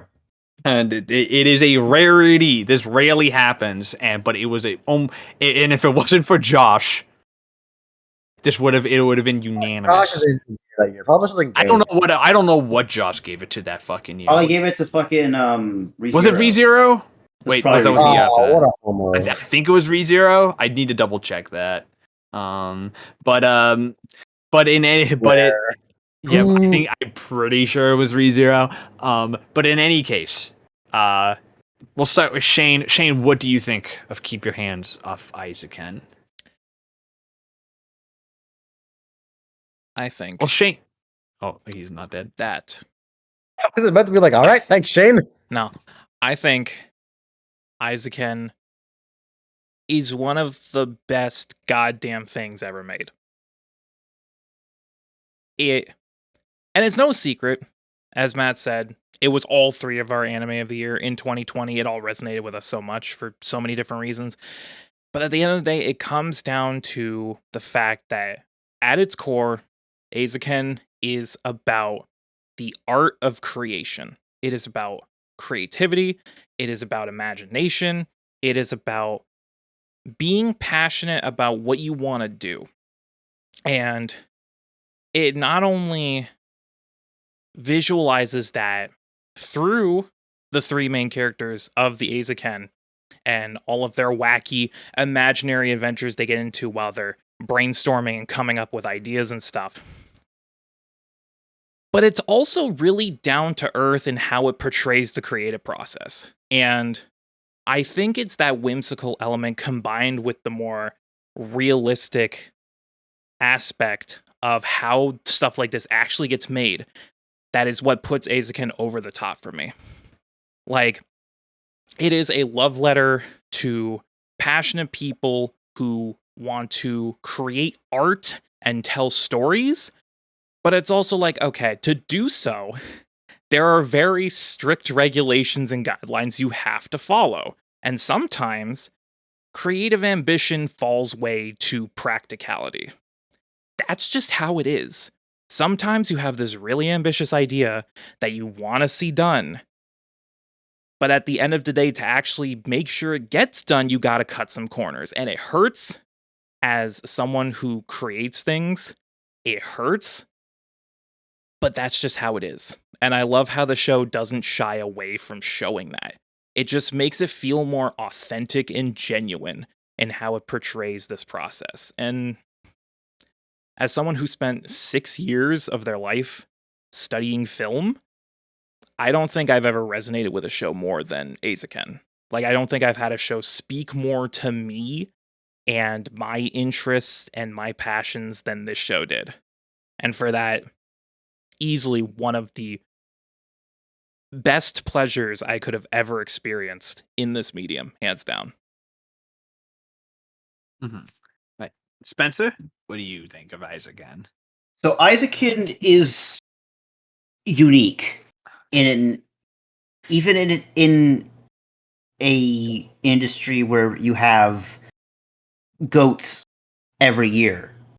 You know, you can argue every year has at least one show, in fact we do, that is like greatest of all time. It's unique because it's so forthright in what it's trying to be. It is a love letter to the act of creation, to the act of not just creating by yourself, but finding that passion, finding people that share that passion, even if slightly, and working through that. And as I told Adam, we know people like this. Even if, unlike Shane and Matt, we're all one of these people. Or we're all kind of a combination of Asakusa and Mizusaki. You know. I am absolutely Midori because I too am a fucking gremlin. But like, even if you're not Matt or Shane that have spent years studying film, these kind of types of personalities are everywhere. Whether you're in retail like me or Adam or Brunritz, or you're in like anything, you've met people like a retail worker. It's deflating. Yeah, but it's true. Yeah, these two, they've studied film their entire adult lives. What about these two? Oh, they fucking work at retail, dog. Well, okay, fine. We're all university graduates, so I can't even bring that up. But just outside of film, even, you've met people like this. Like, you've met them. And it's the fact that every episode you can connect with these people, and everybody's passionate about something, and everybody is told that imagination is bad, and as you grow up, you should not have an imagination. But this anime, more than anything, shows how powerful an imagination can be. It was one of the easiest anime of the years I'd ever picked, because nothing was going to live up to Eizouken.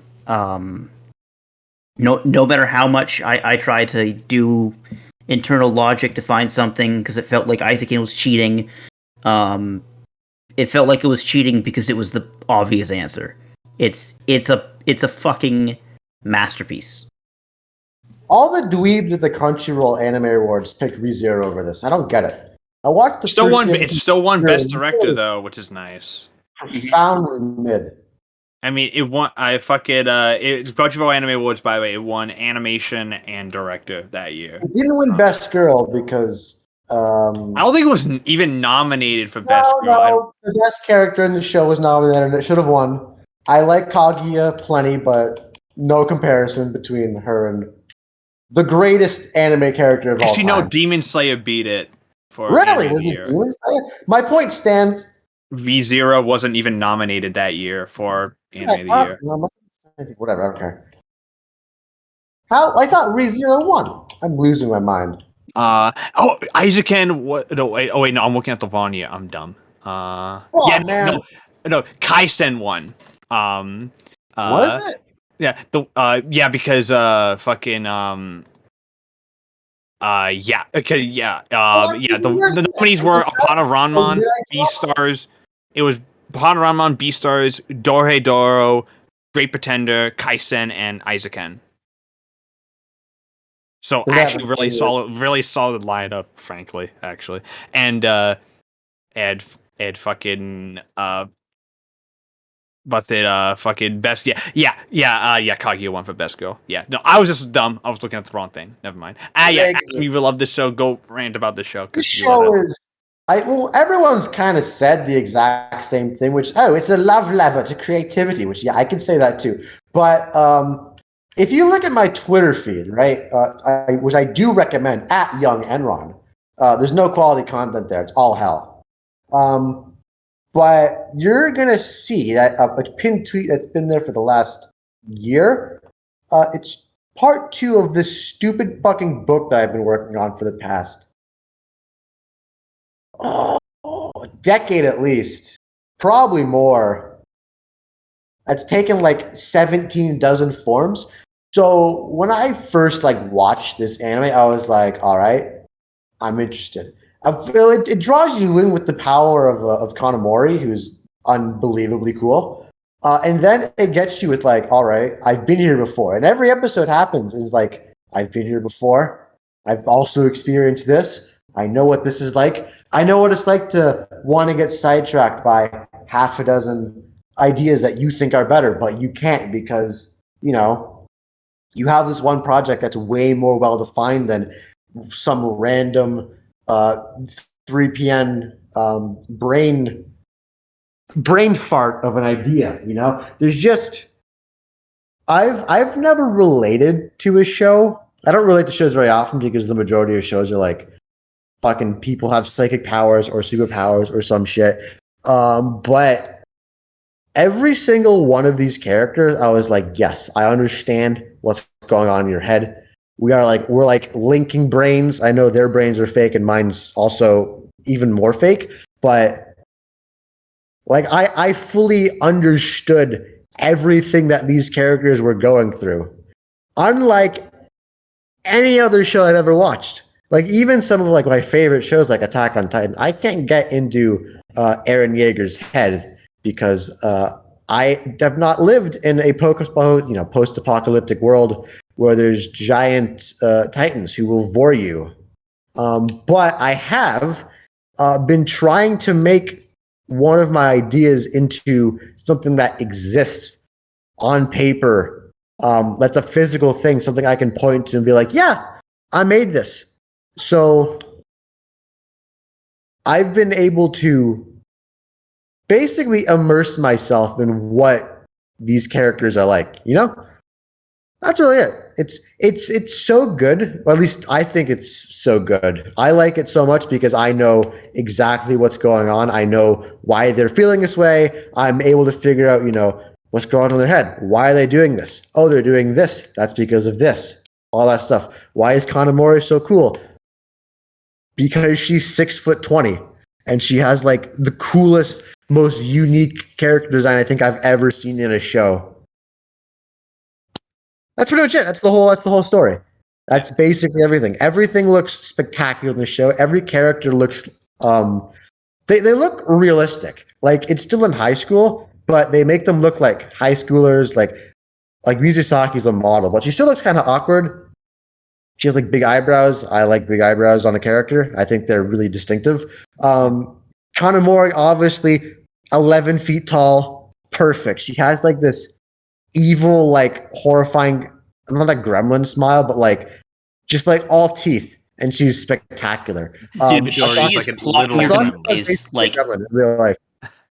Asakusa is a gremlin. Kanamori is 100% has the look of somebody who's plotting your demise or blackmail or both. I feel like Kanamori is one of those characters that has like if she was a real person, like she just has resting bitch face. Like that's like just kind of the person in real life that she would have. Mhm. Yeah. And she like looks at you and it's just the piercing, like thinking of all the different ways that she could just ruin your life. Mostly financially. Mostly financially. Yeah, Mostly but financially. yeah, it's- In a good way, though. This is a good thing. I love this show. I knew I was gonna love this show before it even aired because it was fucking Yuasa.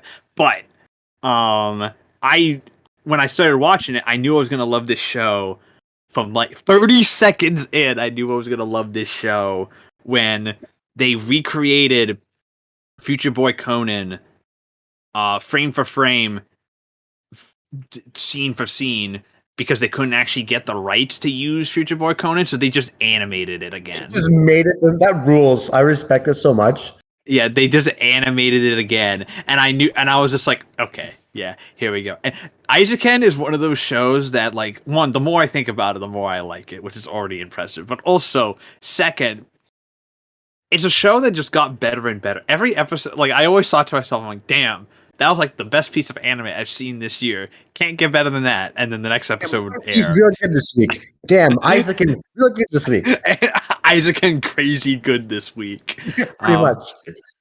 And it's like one of the, I think it's my favorite Yuasa show, and that's hard to do because Yuasa is just that He's the goat guy. master. He's a go. He has yet to make anything less than a banger, frankly. He's like basically he's like the anime Michael Jordan. Well, basically, between him and Shingo, like the two of them have not made anything bad. Yeah, he is. They are top tier directors. And one thing I love about Yuasa is that he only did this show because a fan came up to him and was like, "Yo, this manga has characters that look like characters you draw," so he just made it into an anime himself. Which I think is very funny, but also I think it's kind of emblematic on how Yuasa, I think, was the only one who could adapt this kind of show with this the kind of show, I because can't see any other studio doing this and doing it justice. Yeah, because well, there's like Yuasa, different animation styles. It's like I understand that anime is, because it's a team effort, you want it to look as generic as possible. So you have a centralized like style that it's not easy to learn, but it's easy to mass produce, all things considered. This is a completely it's animated unlike anything I've ever seen animated, and it does it in two different ways. Like you have the regular like real life animation, which is just like stuff that goes on, and then you have like the anime animation, which is like just as good, but it's completely different style compared to what they're doing, which is already completely different than what the rest of the industry is doing. Yeah, and it's just like the amount of like unorthodoxy they've had to use for the show is insane. But yeah, I think that's why it's just so detail oriented. CG in this show either. Yeah, because they knew if they animated it like the rest of the show, the payoff to their work wouldn't be as good. It wouldn't reflect the fact that like, oh, these characters are their characters and they're still going through the process of figuring out their own styles and all that stuff. You know?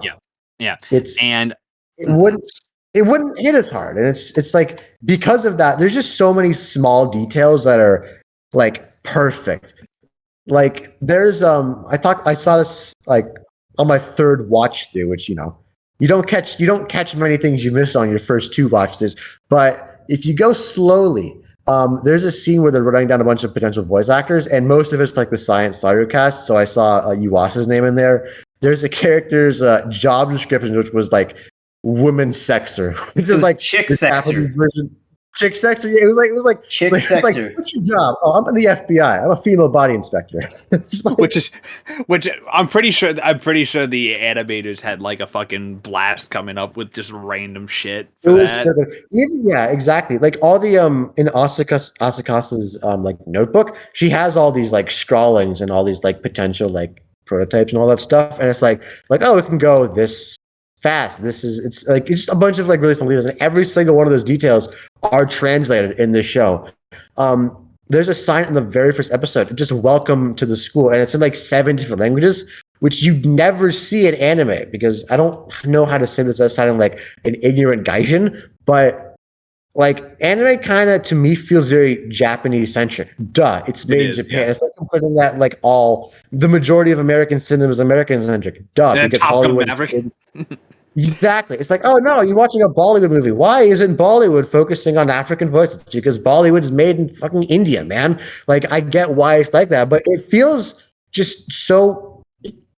It feels like the first anime to really realize that the potential that anime has as a totally global phenomenon. Like, it feels like it knows that it can be more than just a thing that's popular in Japan and America. It can be popular in the Arab world. It can be popular in Korea, in China. It can be popular obviously in Latin America. It can be popular in like Germany and all that stuff. It can be popular basically everywhere as long as you put the effort in. So it's the first anime that's really like made me feel like, yeah, this is made for me. Like there's a description, it's going to be kind of off topic for a minute, but there's a description of Billy Joel, how when you go to his concerts, like you could sit in the back row and then you go to a concert, Billy Joel starts singing, and then it feels like he's singing exclusively to you. That's what this anime felt to me. It feels like Yuasa made this anime, he handed it to me, he's like, all right, buddy, I made this for you. And I'm like, thanks, buddy. I love you. Yeah. I know he's not listening, but Yuasa, I love you for this. You're the best. Mwah. I'm done. Yeah. You can go now.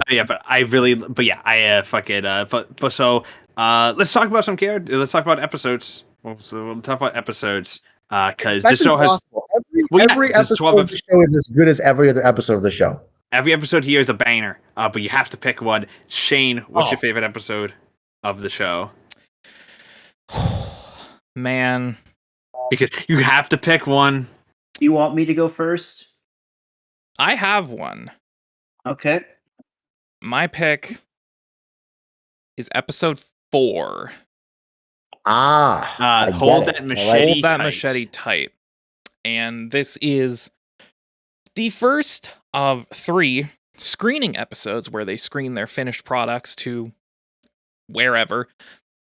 And this is also this episode is so good at building tension and stakes, because this is the episode where they confront the student council to get funding. Because up until this point, they've been pretty much kind of like an independent operation within school grounds. And this event ensures whether or not their club will get funded or if they'll get disbanded.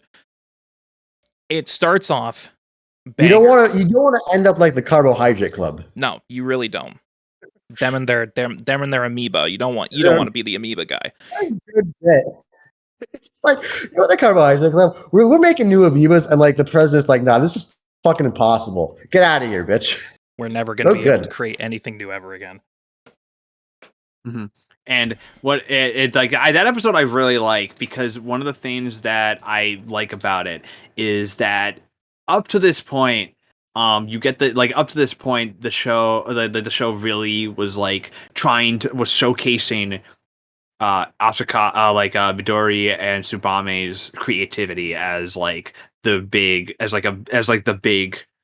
selling point of the show. Yeah, the main output of the show. Yeah. Here suddenly shifts, and suddenly the stakes are high, and then it's basically like, oh shit, these girls need to get it fucking together and like actually like calm down for 2 seconds, and like. This is the episode that also turned me around on Kanamori too, to become like. What, you didn't like her from the beginning? No, I've always liked her from the beginning. She just walks into us. Asaka's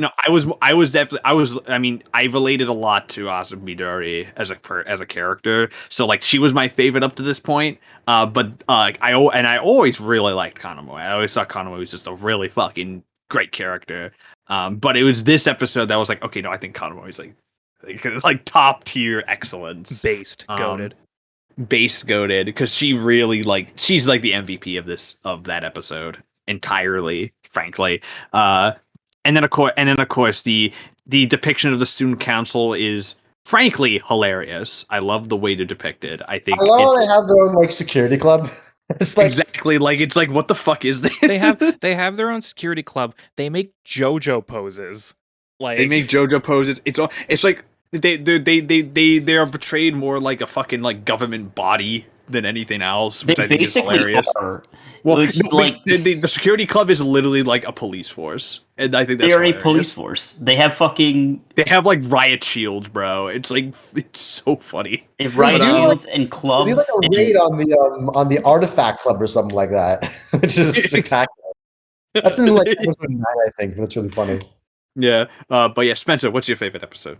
My favorite episode is going to be episode 11, Each Other's Existence. This one. Wow, I get it. I understand. So this is really good, okay, obviously, but this is the one where we finally get a better look at how the fuck can Kanamori and Asakusa be friends? How? Friends of that at that. How are Like, they good friends at that? Comrades. How- Yeah, but You're straight right, though, Spencer. how are these two polar opposites friends? Asakusa is a gremlin. She has boundless energy. She hyper focuses. She doesn't like crowd. Basically, Asakusa is autistic. That's probably what she is. She's The majority of characters in this show, well, at least the Asakasa and Mizusaki, are both autistic in their own wonderful little way. wonderful they're little ways. but, like, autism coded, 100%. yeah, like 100% Asakusa is at least. And then you have Kanamori, who is 20 feet tall and doesn't like fun and only really wants to make money. And you go, how are these two friends? Always And on the grind. And it turns out that for the most part, they never were. They were different. They were alone in school and in life for different reasons. So they kind of started to work together to help each other out. And that grew into a friendship. And it was what was the one where they go for food? 7. Episode 7. Like that episode where Kanamori just goes, let's go get food, I'll pay for it, and you start to realize that, okay, and then as it goes on through the next arc, you go, oh, Kanamori actually cares about this a lot more than she puts on. Like, it's not just for money. She genuinely wants to see Asakusa and Midori, Asakusa and Tsubame thrive. Succeed. Yeah. Succeed. She wants to see that. And the big ending thing where they get the wrong music. That ending is one of my favorite. It's my favorite ending of the show because it's just as someone who works in a creative field, Who among us hasn't experienced one member going rogue and fucking up everything? Shane, you will. Have Shane and I have both been in positions before where before like a film is before one of our film projects was due, something went wrong. Something always goes wrong, dude. Every single time. Premiere crashes or the sound effects are or it renders wrong. It's off key. The sound effects aren't working. Or like it was on my first film. Turns out The sound was all fucked up. Something happened to the mic on set, or like before we got it. We don't know what, but all the sound was fucked. So we had to make do with that. And what I love about this is that the show is that the show builds to this like, hey, they're coming close to finishing it, and it's this triumphant thing, and then it just ends with the reveal of what the music is, and you just feel that gut punch. You just feel that like knife. Fuck Just, me. it's just like, oh, what? Right. Like, oh no. Shit. I remember watching that episode and literally going, "Are you no?" It just gives me anxiety. Dude, I mean, once again, I'm not a film guy. Okay. Yeah, you are. However, I'm a music kid. I love music, and I totally get. You know, I don't even just like music. I like the whole creativity of film. I didn't take film, but I enjoy movies and the medium of like that style. Okay, that entire movie's ruined. Everything that they've built, the entire plot that Asakusa has made, everything is fucking ruined because somebody went, we actually like this music better, so we're just gonna put this music in. It's not what you paid us for, which, you know, happens quite a bit in this show, where it's like, it's not what we fucking art club. I'll get into them. I'll get into them. Kubo's name. I love Kubo. Kubo's great. Kubo, okay, Kubo did nothing great. wrong, but the other she one. does her best, but fucking, we paid you, band, to write this type of music. You don't get to be the one to go, actually, we thought about going in a different direction. No! We fucking paid you! That's like me going, hey, Matt and Shane, I want you to make me a short film about the plight of the bumblebee. And you go, got it. And then when I come back, you go, so we made this about prawns. How do you like shrimp? And I go, that's not what I paid you for. And then I come back and I'm like, I don't know. I felt like it was a more emotionally resonant narrative, so I just went with it. And as we were filming, we just decided we like prawns now, I guess. And I'm like, okay, got it. So we're fucking shrimping it now. Okay, cool. I gotta fix everything. And how much time do I have left? Oh, less than a day? Great. And that's literally 24 hours. Yeah, that ending is perfect. Kanamori's perfect. Asakusa's perfect. Parker's perfect. They're all perfect. They're all great. Yeah. All right. Adam, what's your favorite episode? I'm going to say episode 8. It's a bit of a combination of everyone else's. So basically, it's like the evolution of episode 4. What it is, it's the school festival, right? So it's their first like actual event where they're not like giving everything. They have to like really make it work. Obviously, like you've been invested in this anime for like 8 episodes now, so you're like obviously in the tank for it. You've gone with the Robot Club. You've known like what their deal is. You know that their guy is completely insane. You know the art club by now. You know their deal. And you basically see like it's the first time they have to like really work hard to stand out as their own independent entity, because even when they're a club, they still gotta like grab attention for this thing. It's more pronounced with episodes the third arc, so episodes 9 to 12, but episode 8 is like the first time like they realize that, oh, we have to actually like, we can't just completely focus on animation, we have to like market this shit, you know.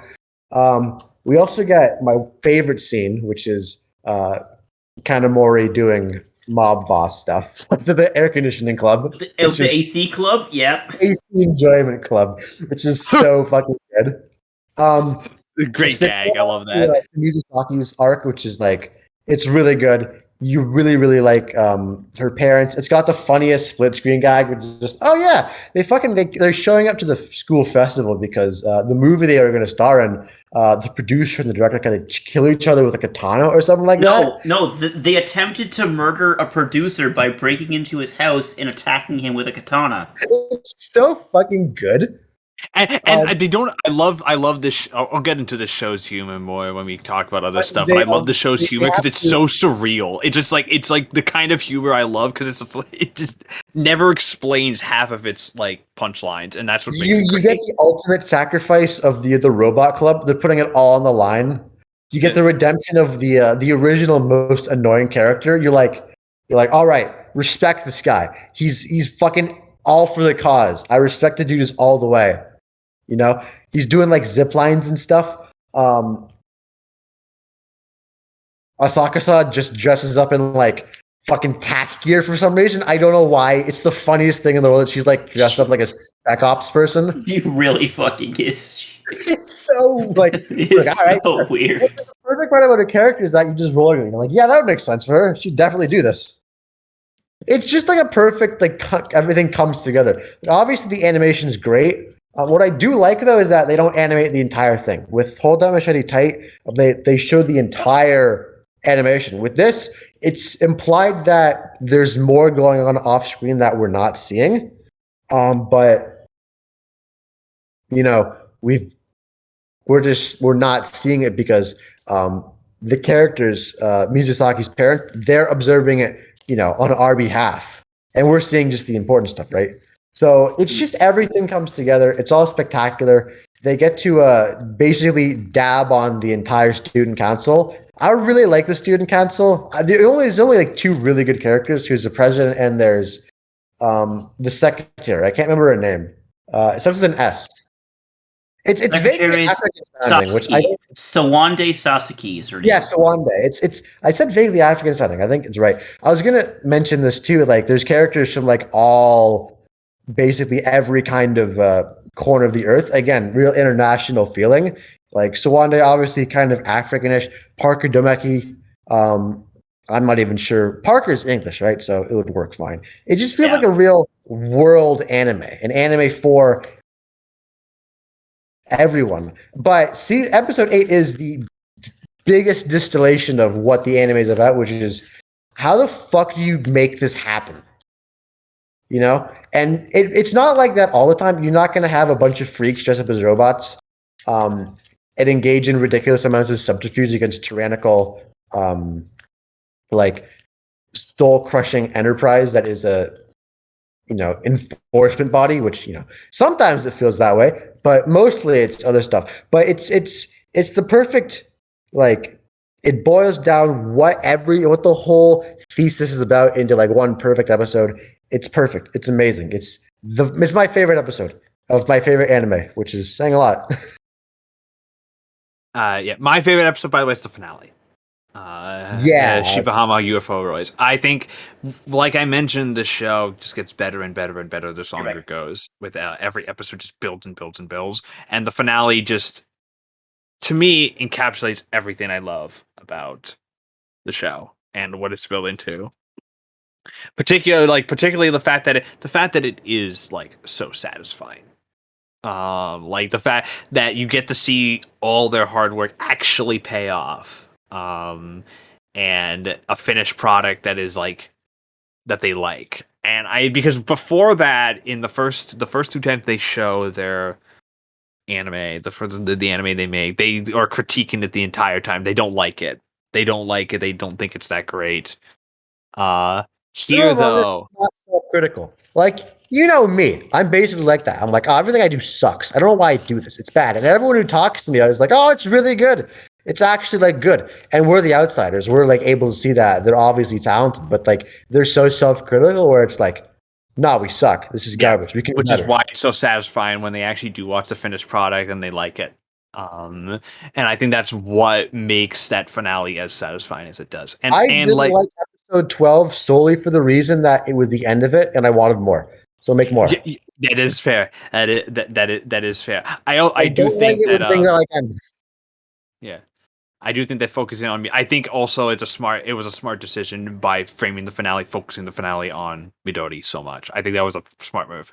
Because she technically is the lead, and she does get kind like what is she by relating it back to her and her own feelings and stuff. You kind of get it more into her starts with character. her, and then the lead passes briefly to Kanamori, and then 5 to 8 is mainly Mizusaki or Tsubame, and then it goes back to Kanamori for episodes like 10 and 11. I think 9. Yeah, 9. Yeah, and then it goes back to her. Favorite.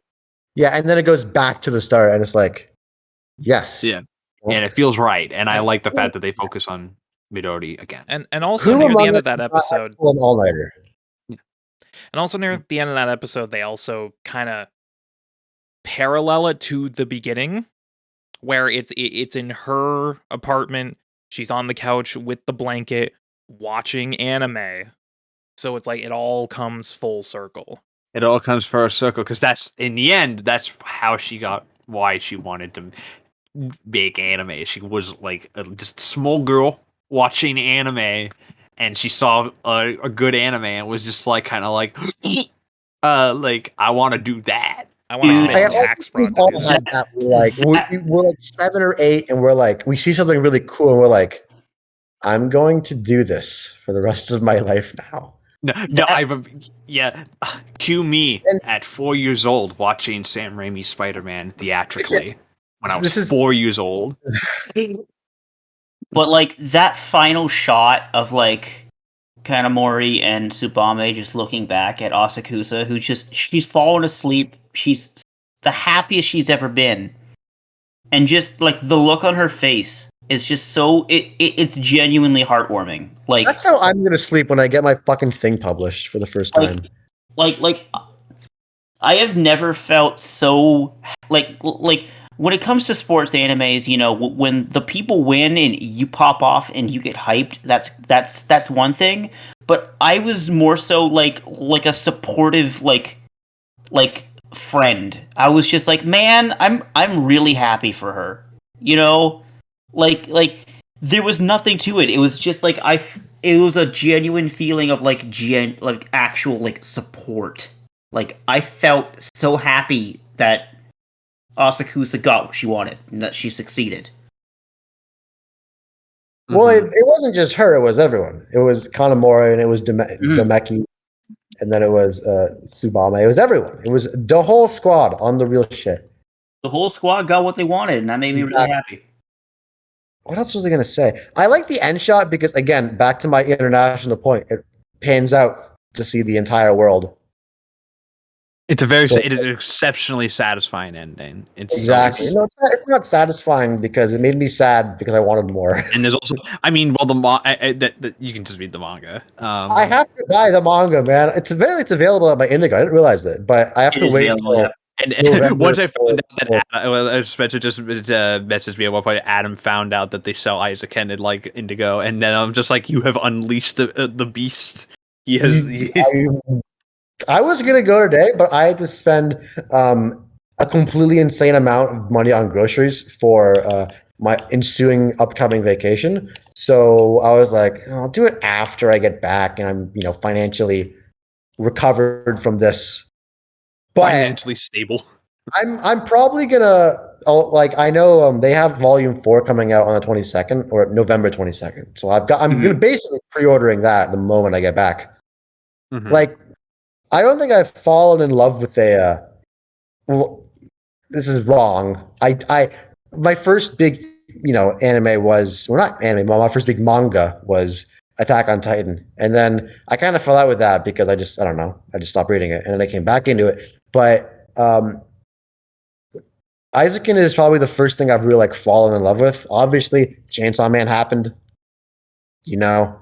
but I started with a Chainsaw Man manga. Well, I think everyone does because the fucking anime is not out yet. But this is the first anime that made me realize that not that I'm an anime fan, but I can actually really like this stuff, and I can it's more to it than just ridiculous shonen nonsense.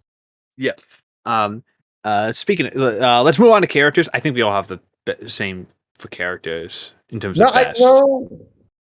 I think me and Adam have the same characters. I just Unless told me you you guys guys. are freaks. All right, Shane, who's your favorite then? There's only one pick. Come on. Is it who I think it is? Or the name. Say the name. Say it. It's Kanamori, baby. Big Yeah! money Yes, it Kanamori. is. It's Kanamori. Big money Kanamori. Can of money. I knew I would Unanimous. convert you guys. Unanimous. She's the best. I mean, to be Unstoppable. fair, Adam, I named her best female character of the year in that I year-end forgot awards. that. So. Yeah, I forgot. Yeah. What was my female character that year? I forget. I think it.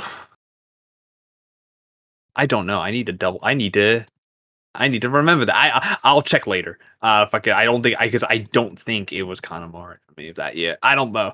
But It might be Kanamori, like, possible. okay. What's interesting is that I think like when going into this show, I was actually prepped for Tsubame to be my favorite because I remember because the show came out during that time where I was still aware. I still think of Place Further fucking 24/7, but like definitely this came out at a time where I was like still looking for the high of watching Place Further. I was still looking at that high, I was still trying to get that high again. You mean Yuri Camp in Antarctica, right? Well, better that makes your camp look like dog piss. Yeah. Don't tell that to Josh, he'll kill you. But no, what is he gonna do? Tell me I'm wrong because I know I'm right. So like, He does That's a know good he's point. right. I was still looking for that high. I was looking at that, and I think Shane will agree with me. Tsubame is very similar to very similar to a particular character from that show. Specifically, she reminded me a lot of Shirase from that show. Where she's the character that comes in to our lead character's life, and she's got a specific kind of goal, and she's also like the daughter of someone in poor, and so I'm like, okay, so she's probably gonna be my favorite. She's gonna have the big arc of the show. Not really. Okay. Like kinda. Well, she gets 5 to 8 to herself, basically, pretty much. She's like the MVP of those episodes. Yeah, she's the MVP of those episodes, but like when it comes to like she like but what's interesting is that the show instead gave me the only capitalist worth rooting for. I absolutely love Kanamori so much. Dude, And I think it's because she's such a unique. I don't think I've ever seen a character with this kind of personality, this kind of design. For one, obviously, her design does a lot to help her, but it's also just the fact of her personality and the way she bounces off the rest of the cast is so fascinating and It's unique. the way her design complements her personality. And the voice actress they got to play her, who's Mutsumi Tamura, is one hilarious. Like she kills it. She's so funny. Every line is so good. And she's Kobayashi from Miss Kobayashi's Dragon Maid, and I love Kobe. And Kobe, she does a very similar performance as she does to Kobayashi in this. Where it's super. She's so deadpan. It's the perfect deadpan straight man comedy. She feels very tired all the time, and that's how I feel all the time. Also, she is tired. She's tired of everyone else's bullshit. She's Because tired they're of not your fucking bullshit. working. not grinding. She's tired. Like, sorry, I'll let Matt continue. No, but like what I love about what Kanamori Kanamori's character in the show is the fact that by the start and the end of the show, she doesn't really change.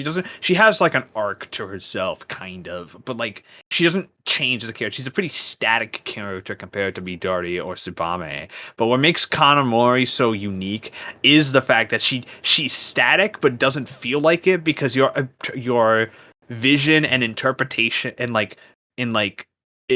your perception of Kanamori changes as the show goes. Like she is the same character from like at the end of the show she says at the beginning, but how you perceive her is completely different. by the end of the show. Like you see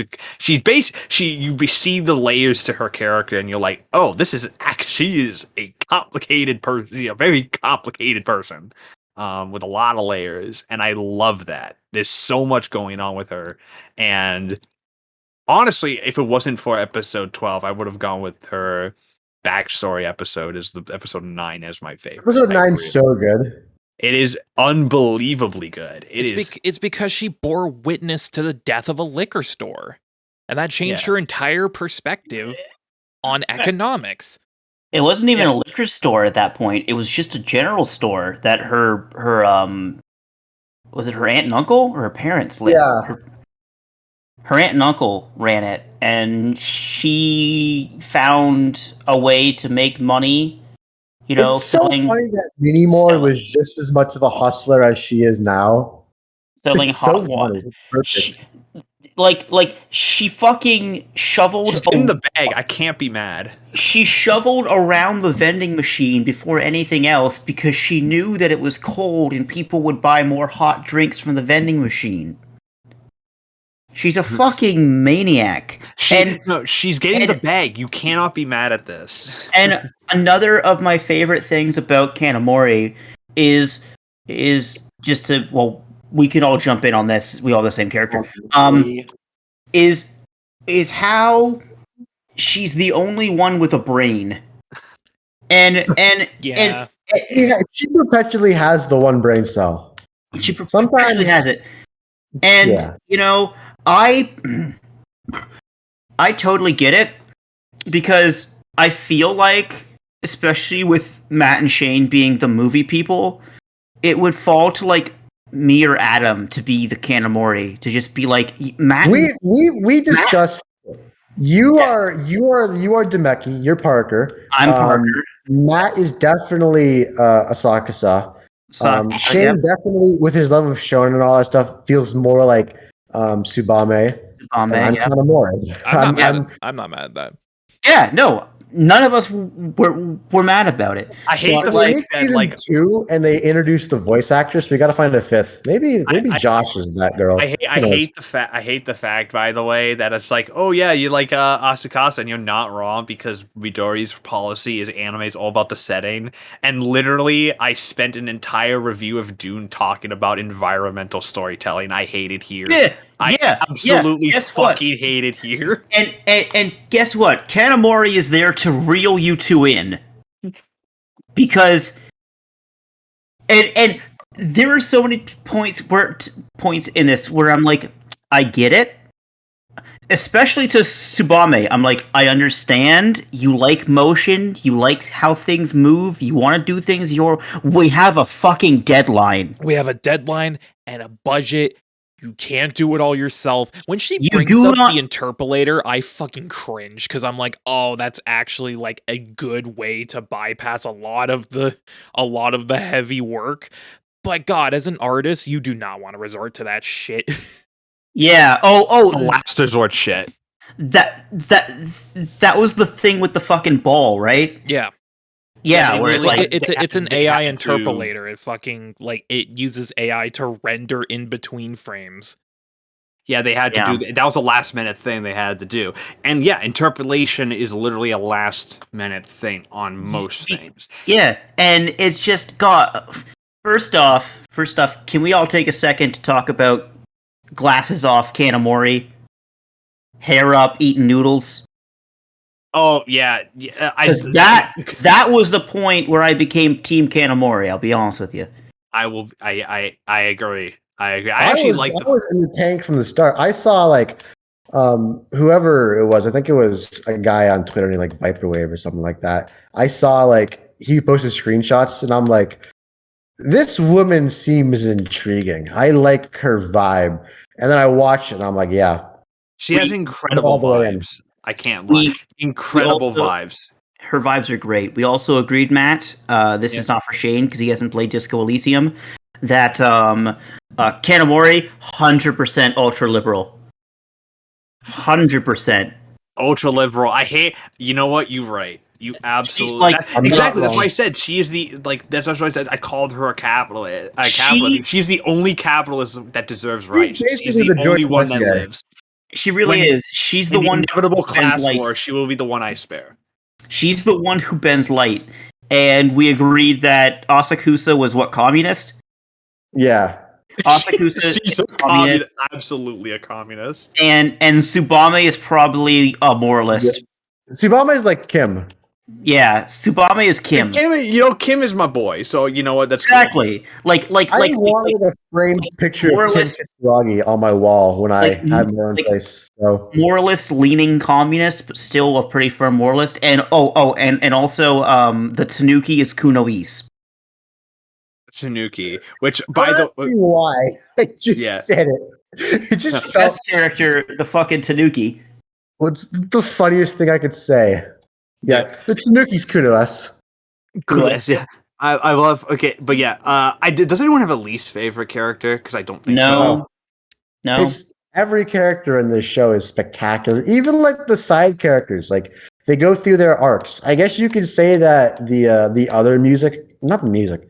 There's the music guy, but he's not a character. He just like shows up. He doesn't even show up. He's just like off screen. No, yeah, he's the- off screen. We don't get to see him, so he doesn't count.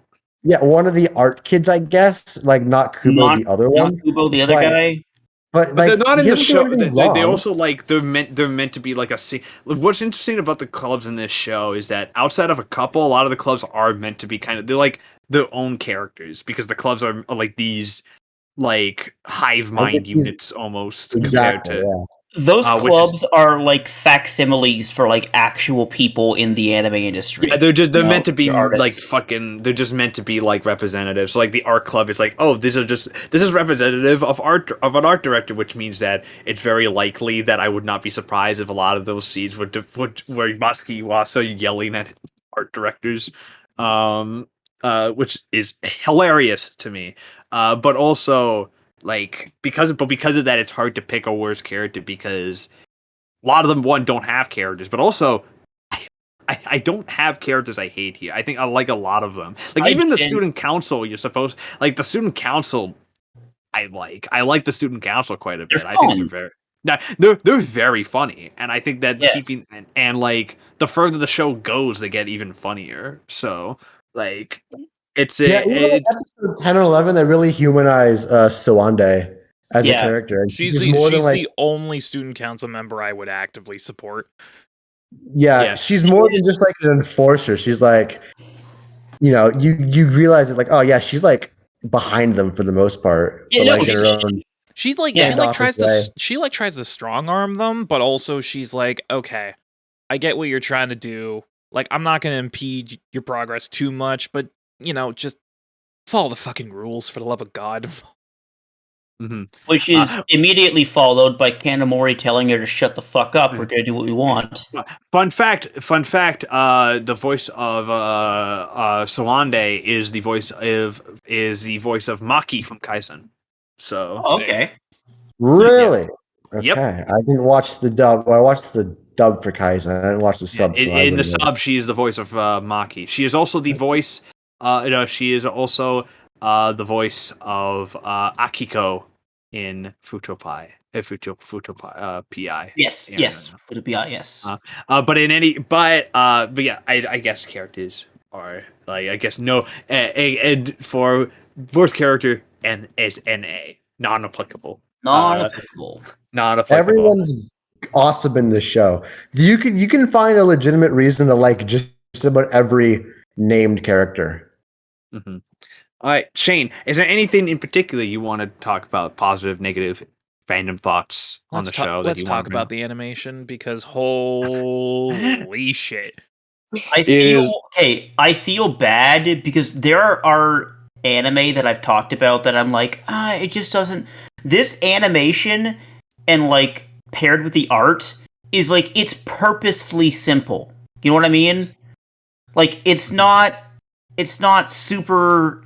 It's not like Kaisen level like traditional anime. Everything's nice and fun and simple, and then it gets obviously more like sketchbook as they get into their like vision sequences. But it's a show that I would say the animation is simple, and I mean that in like the most positive way.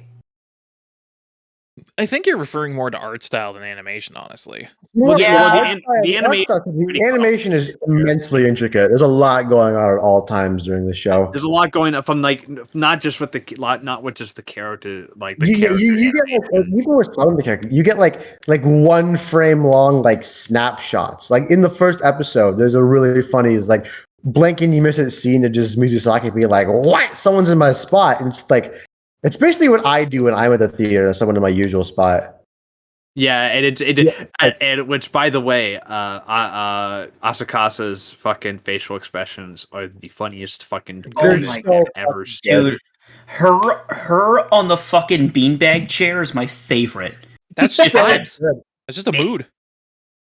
She is a living gremlin. She'll just like yell for no reason other than she can. Yeah. It's great. And she'll make noises and stuff. But like, I love the animation of this show because it is so intricate. There's so much going on, particularly when you get into the fantasy sequences, which are just like insane. Well, it's like nutto shit. It kind of relates back to what Adam was talking about at the beginning. Like the show knows how to utilize different art styles. So you have the standard art style for the slice of life, quote unquote reality stuff, where it's all like thin lines, simple designs, really like base colors. And then you have the imagination sequences, which is a lot more out there, abstract, a lot more sketchy because it's literally taking place within concept art, which is such a cool fucking idea. It's so cool. And then I like how they always drag like whoever's in the vicinity in. Like they started dragging like Domeki in just because of like she's just like, she's in now. And then like in episode 11 they drag in Suwande and it's like One day in, yep. you're like, yeah, why the hell not? And then you have the actual it feels anime. really infectious. Like these people are so into it, and even like a real like enforcer type can be like, all right, I get this now. I feel like it's kind of a metaphor. Whereas if you show up like in the visions or the vision quests per se, if you're like you participate in them, you're like behind them now. It's a sign that you're in the tank for them. Like you've made it. You're part of the crew now. We've accepted you. Exactly. And then you get to the actual anime that they produce, which is a lot more traditional in the way it uses its art style and animation to convey that medium.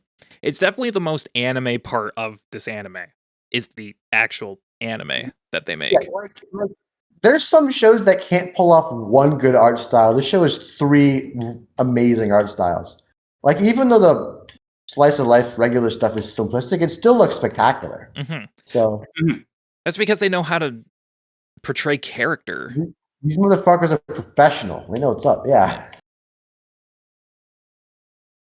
Yeah, it's which is what I love about the animation. I think the animation, the love, and like one thing I also love about the show, speaking of just technicals and stuff, that we'll talk about the OP and ED in a second. But like the actual music of the show, which is done by Ototachi, I feel is like the one thing from Eizouken that I haven't seen a lot of people discuss.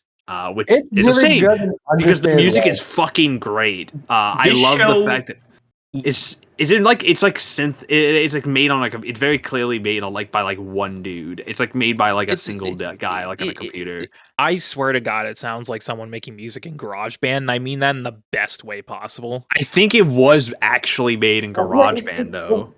The anime feels do-it-yourself, so it only makes sense for the score to be DIY too. Yeah, and but Ototachi, by the way, is a band in Japan. It's not a band. It's a dude. It's a random dude who also has his own SoundCloud and shit. He has his own SoundCloud, and you can go look up music that he posts there. So what I will also add, because I agree with Matt that unfortunately this isn't talked about enough. This show uses leitmotifs perfectly. Yeah, agreed on that. Because normally I would complain about a show reusing music, and this show reuses tracks quite a bit. Yep. However, it's not. It's less about laziness and like reusing it for no reason. It's these are leitmotifs. They are used at specific points to denote specific emotions and specific happenings in the story, which is what a leitmotif is used for. So the one that goes pop pop pop pop pop pop pop pop, with the fucking guitars and all that. That is like, oh, okay, and then boof, we're in a vision sequence, and he goes, like Expert rendition of these tracks. Like the Incredible. mouse And move absolutely. Are we gonna I'm get, trying my content best style. ID? Live. I'm No, I trying don't think- my fucking best. I don't. Okay, I'm just trying to explain. I'm just trying to explain with but it's just really well done tracks, and it's like every track is perfect in this weird kind of, as they've said, kind of garage band-esque esoteric way where it feels professionally amateur. More importantly, every song feels right. Nothing feels out of place, Mm-hmm. which is probably the most important part to making a good score. Yeah, agreed on that. But of course, people don't talk about when they talk about music. They talk about the OP because the OP is a banger, is a certified hood Holy classic. shit. Here's the deal. Breezy. Here's the deal. This is gonna sound completely insane. You know that I'm not an OP or ED guy. I usually skip them unless they're good, and even if they are good, even like a Chihaya Foods last time, it was good. I skipped it because it's just you get tired of it. But I watched the OP and the ED. Every time I watch a show, I've seen the OP and ED 36 times altogether, plus the times I've listened to them independently. The bangers. The OP is so good, but this is gonna sound like a lunatic speaking, but I like the ED more than the OP. I don't know why. ED, You are actually insane. I like it I will more. say, I will say the ED is, frankly, it's like the ED needs more attention. The ED is It's exceptionally so unbelievably good. really good. I know it's not easy breezy because easy breezy gets the message across, but I just like the guitars and stuff. It sounds cool. I like it. It's nice in my ears. I'm a fan of it. It makes my ears feel good. Easy Breezy is also great. I love one thing I love about Easy Breezy besides just being a banger, but it's also like the OP. I think like just show I like showing Easy Breezy the OP to people because it showcases exactly the tone of the show, which is just this. It's so like phonetic and just like wild. I'm gonna in terms of bring this up because I was actually looking. I was watching the OP on YouTube earlier because I was looking for stills to use for thumbnail, and I saw a comment on the Crunchyroll upload that like sums this up perfectly. I'm gonna see if I can find it. Okay, here's the comment. Yeah. Yes, anime finally mastered the art of portraying teenagers, weird gremlins who can't stay focused to save their lives. And Yeah, that's the thing. Yeah, and I love that because will- like fucking all three of them are just kind of like flopping around, just They're going. just they're feel just like vibing, actual, bro. like characters. You know, it's not like they're not stereotypical. Like the average like 16-year-old in most anime is like a superhero. You know, they follow this another world. They get 80 bajillion chicks who are all hot in the same way. Here it's just like, yeah, they look weird. Some are really tall. Like even the one who's a model, she's like traditionally pretty. She's still kind of got like a weird lankiness to her, right? Because she's like 16, she's in high school. They all look fucking weird, you know? I looked weird when I was a kid. Everyone looks weird when you're that age. And it's like one of the first animes I've seen that actually like knows that if you're like around that age, you're gonna be kind of a strange looking dude or dudette. You may end up looking like a goblin. It's fine. It happens, you know? Chances are Yeah. you're probably a goblin. Intentionally, you're probably a goblin, and maybe you'll be like Midori, who just embraces the goblin and just Exactly. becomes gremlin. Goblin. Embrace cringe. Goblin. Embrace cringe. I am no longer. I am no longer cringe. I am happy. But easy fucking breezy. Yeah, Easy Breezy's fucking That Fucking opening iconic. rules so hard. I actually want It's- to. I think I credit Easy. I feel like Eizouken is a rare show that like is both like it. Like I never expected Eizouken to really get as popular as it did, and it was exceptionally popular. And I actually think I credit Easy Breezy a lot for that. Yeah, I credit Easy Breezy for that immensely. I think of Easy Breezy. I think the fact that I think it's because that OP went viral. I think really propelled Eizouken to how popular it actually ended up I becoming. literally just looked it up on YouTube, and the Crunchyroll upload at least has 16 million views. Yeah, which is like one of the most viewed OPs they have on. Yeah, see, I Crunchyroll. don't It's normally ridiculous. I don't normally call OPs earworms, but this is an earworm. Yeah. This thing, you listen to it once, and you're doing dishes or going to work, and you're just going easy breezy, and then there's just silence, and then you just go clap clap. Yeah, motherfucker. Nice. I really, really like. I didn't watch it with subtitles in the first 2 times I watched it because this is the website I used. I used it on twist.mo the first time and then just 9anime the second time. It didn't provide subtitles for the actual, like all the background stuff. When I watched it this time, it like actually did. I didn't realize the song is about telling your haters to fuck off. Yeah, Yeah. it's Really it's about like the imagination and telling everybody who doesn't want you to do your own thing and do what you like doing. Fuck off. I'm enjoying what I'm doing. Just like the anti-hater song. That's what it is. I'm enjoying what I'm doing. It's easy breezy. You can't say I'm cringe because I'm happy. You can go Pretty fuck. much. Yeah, it's not cringe if you're enjoying yourself. Yeah, Exactly. if you're having fun, hey, who cares? The anti-cringe song. I will bring it down a second, just to say real quickly for like 30 seconds. I'm going to talk about the live action film because I watched it, and oof. If it wasn't an Eizouken film, it would be fine. Probably Well, like it is a an 6 or a Eizouken 7 out of 10. But it's an Eizouken's film, so it gets like a 6 out of fucking 10, dude. So you know how Asakusa is kind of like she's energetic when she wants to be, and she's very passionate, and but she's kind of awkward. Yeah, well, what if you just made her cry all the time and gave her big puppy dog eyes, and that's her part in the live action film. Kanamori does absolutely zero wheeling and dealing or business except for one scene that is done off screen. And you know how Tsubame is like this model that can turn it on and off? You know how she loves she enjoys modeling, but she wants to be an animator and all that. Well, what if we made Tsubame's character that she actually hates being a model and actually like doesn't like to deal with people at all? Mm-hmm. Well, Spencer, this is gonna be an interesting thing to tell you. So I learned this from Letterboxd of all places. Well, two things. One, about the actual film itself.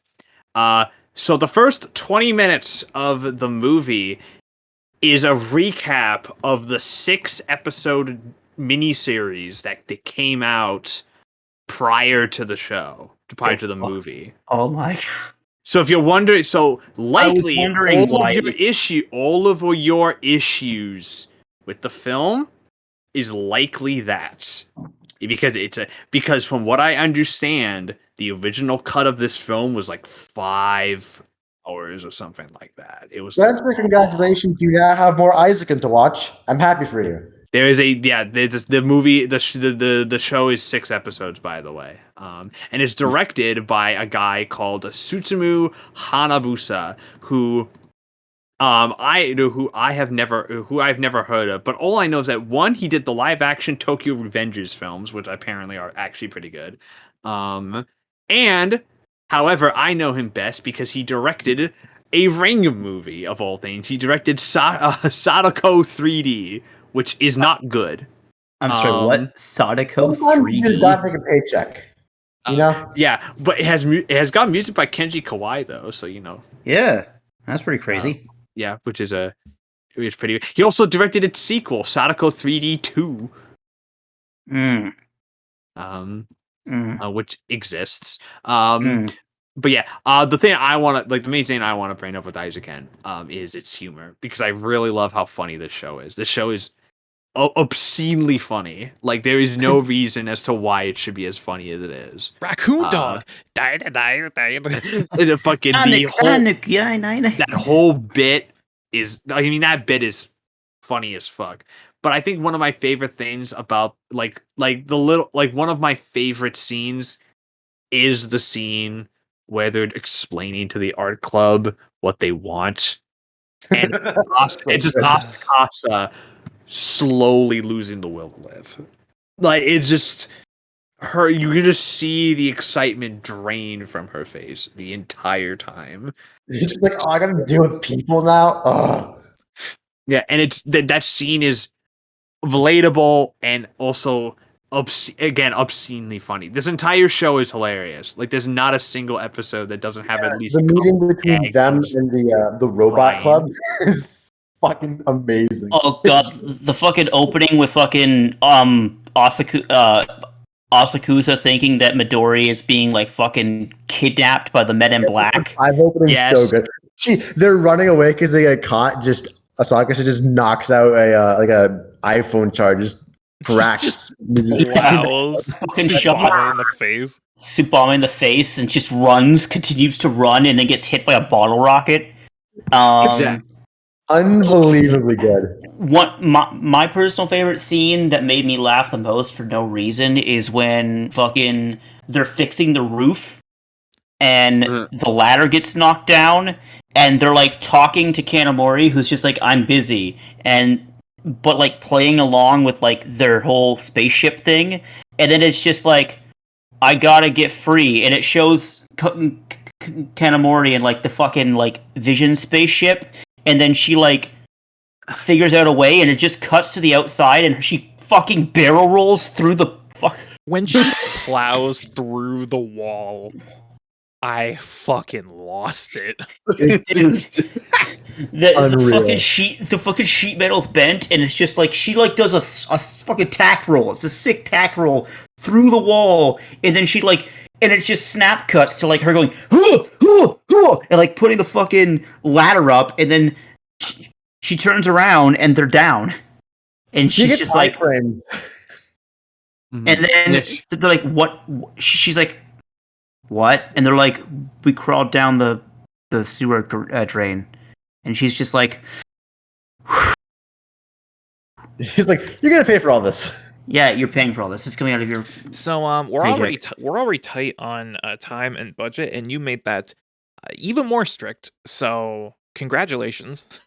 Yeah, I like how exhausted she is when she stands up. It's like a really smoothly animated scene. It's just like you just feel like, oh, I don't want to do this. It's so good. But she does it because she's a good friend. Yeah, it's great. Like, I love the humor of this episode. Anyone else have stuff they want to discuss for the show? This is really dumb, but I like how deep it cuts with the the Middle Eastern stuff. They got like references to like Assyrian kings, like Shamshi Adad the First, when I was talking about Mr. Fujimoto. It's just like, where would you pull that from? I'm pretty sure that is from the manga. I think a lot of that stuff is from the manga. Oh, it's Eizouken related. They pull out the dog Hamadi scrolls. It's just funny. Mm-hmm. Yeah, it's the realization that there's more to the world than just the setting. You know? Yeah. I like how they make the Dune ornithopters real. What else is there? I don't know. I think we've talked about everything we can possibly talk about. I like how the student council secretary calls Kanamori Kanamoni, because that's what I call her. I just call her Kanamoni. I like the bit where Asakasa just becomes Scottish. Not Scottish. I'm going to kill myself. Who the fuck is the Ghibli guy? Miyazaki. It's just like, it's just the funniest thing. There's we could talk like for probably like another hour about just all the funny bits in the show. Yeah. But Yeah, Shane, probably what do you want to add on? So, Oh, the last thing I want to bring up, which I'm surprised no one's talked about yet, is the sound design. And you know exactly what I'm going to talk about with this. Yes. the animation, Yeah. the dream sequences when the Vision Quest. Yeah. That they make All- their own sound effects, Sound effects. Yeah. Yep. which yeah, is like just incredible. Yeah, it reminds me of that. Okay, this is gonna be like a weird reference, but it reminds me of that bit. It reminds me of that. It reminds me of that bit, like the ongoing bit in the Lego Batman movie, where all of the fucking whenever someone's like shooting a gun, the characters are just saying pew pew pew pew pew the entire It's time. like the story when Obi-Wan was doing the prequels, Ewan McGregor kept making like meow noises when he was swinging a lightsaber, and then that edited out in post. Same thing happens on The Last Jedi when Laura Dern shoots the gun. She just says "pew," and you can actually see it in the final product. They couldn't. She like fucking Ryan Johnson kept telling her, "Don't do that. You can't say pew." But they did like 5 takes, and she said pew in all of them. She can't. What, you can just tell Laura Dern not to say puke? Get real. Come on, Ryan Johnson. Get me real. Get real. Laura Dern, stop. Let her do a thing. I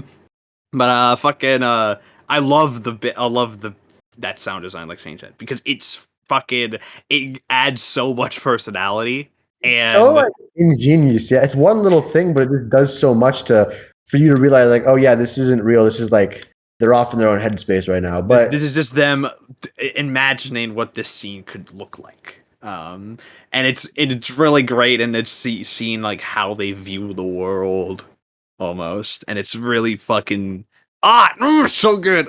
Shit. Mhm. I wanted to scream the entire. I was going to scream at Chainsaw Man, but it's 11 o'clock and I might wake someone up. I think it's Sunday time. recording this.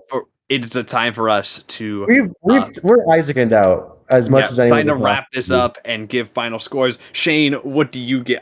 I think we all know what we're giving this, but like fucking Shane, what are you giving Eizouken? You might think I would give this an 11 out of 10 because it is You would be right. one of the greatest anime ever made, and quite possibly the most relatable piece of media I've ever consumed. But guess what, motherfuckers? I'm going even higher. Oh, he's got the Brad Nelson scale. It He gets- makes up a 6. It and then gets he the makes a fucking 7.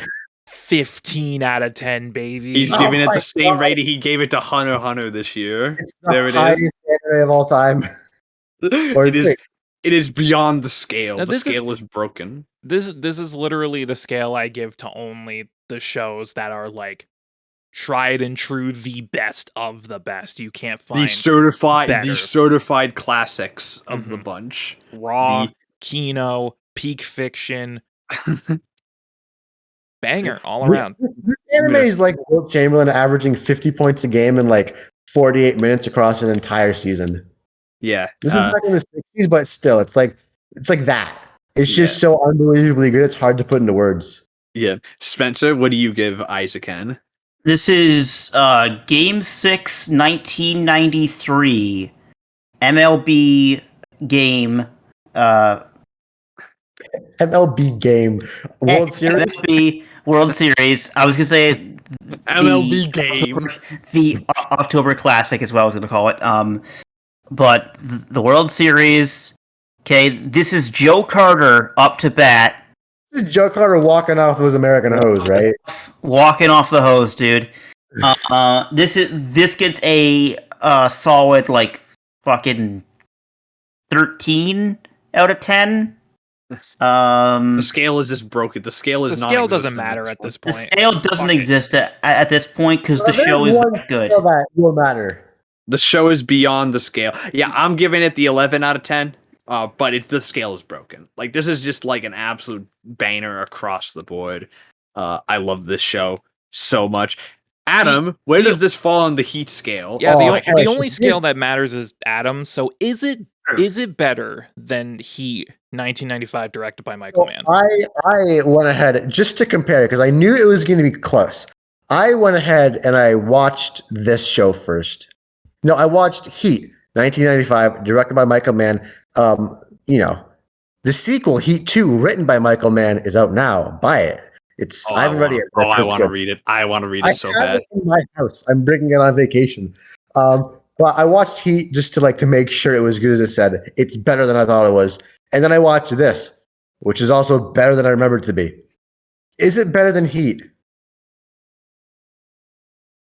I don't know. I can't quantifiably say it. I can't quantifiably say I liked it more than Heat because both of these, I think they're like the pinnacle of what they are. In my head, I like it just as much as I like Heat, which is the highest compliment I can give to anything at all. It's up there with what's it up there with? It's up there with Mad Max Fury Road. It's up there with Chainsaw Man. It's up there with Halo Reach. That's it. All certified Fiction. bangers. Halo Reach is the weirdest cut because like it's Halo Reach and people are like, Halo Reach sucks. I love Halo Reach more than any other Halo Wait, game. what? Really? Whoever People says- think Halo Reach sucks? Whoever says Reach sucks is a Every psychopath. Halo game on every Halo game except like Halo 2 for some reason has like a fucking vocal like section of the People fandom used that's to like hate it Halo sucks. 2. No, I think the cycle is now gone. Halo 3 is now the best Halo game according to the internet circles. It's going to be a couple years. It happens. It's going to happen like every Halo game except Halo 5. That's what's Yeah. going to happen. But Is yeah, it- this is the best of the When do best. you think the discourse is going to suddenly declare Halo Wars as the best Halo game? When is that going to happen?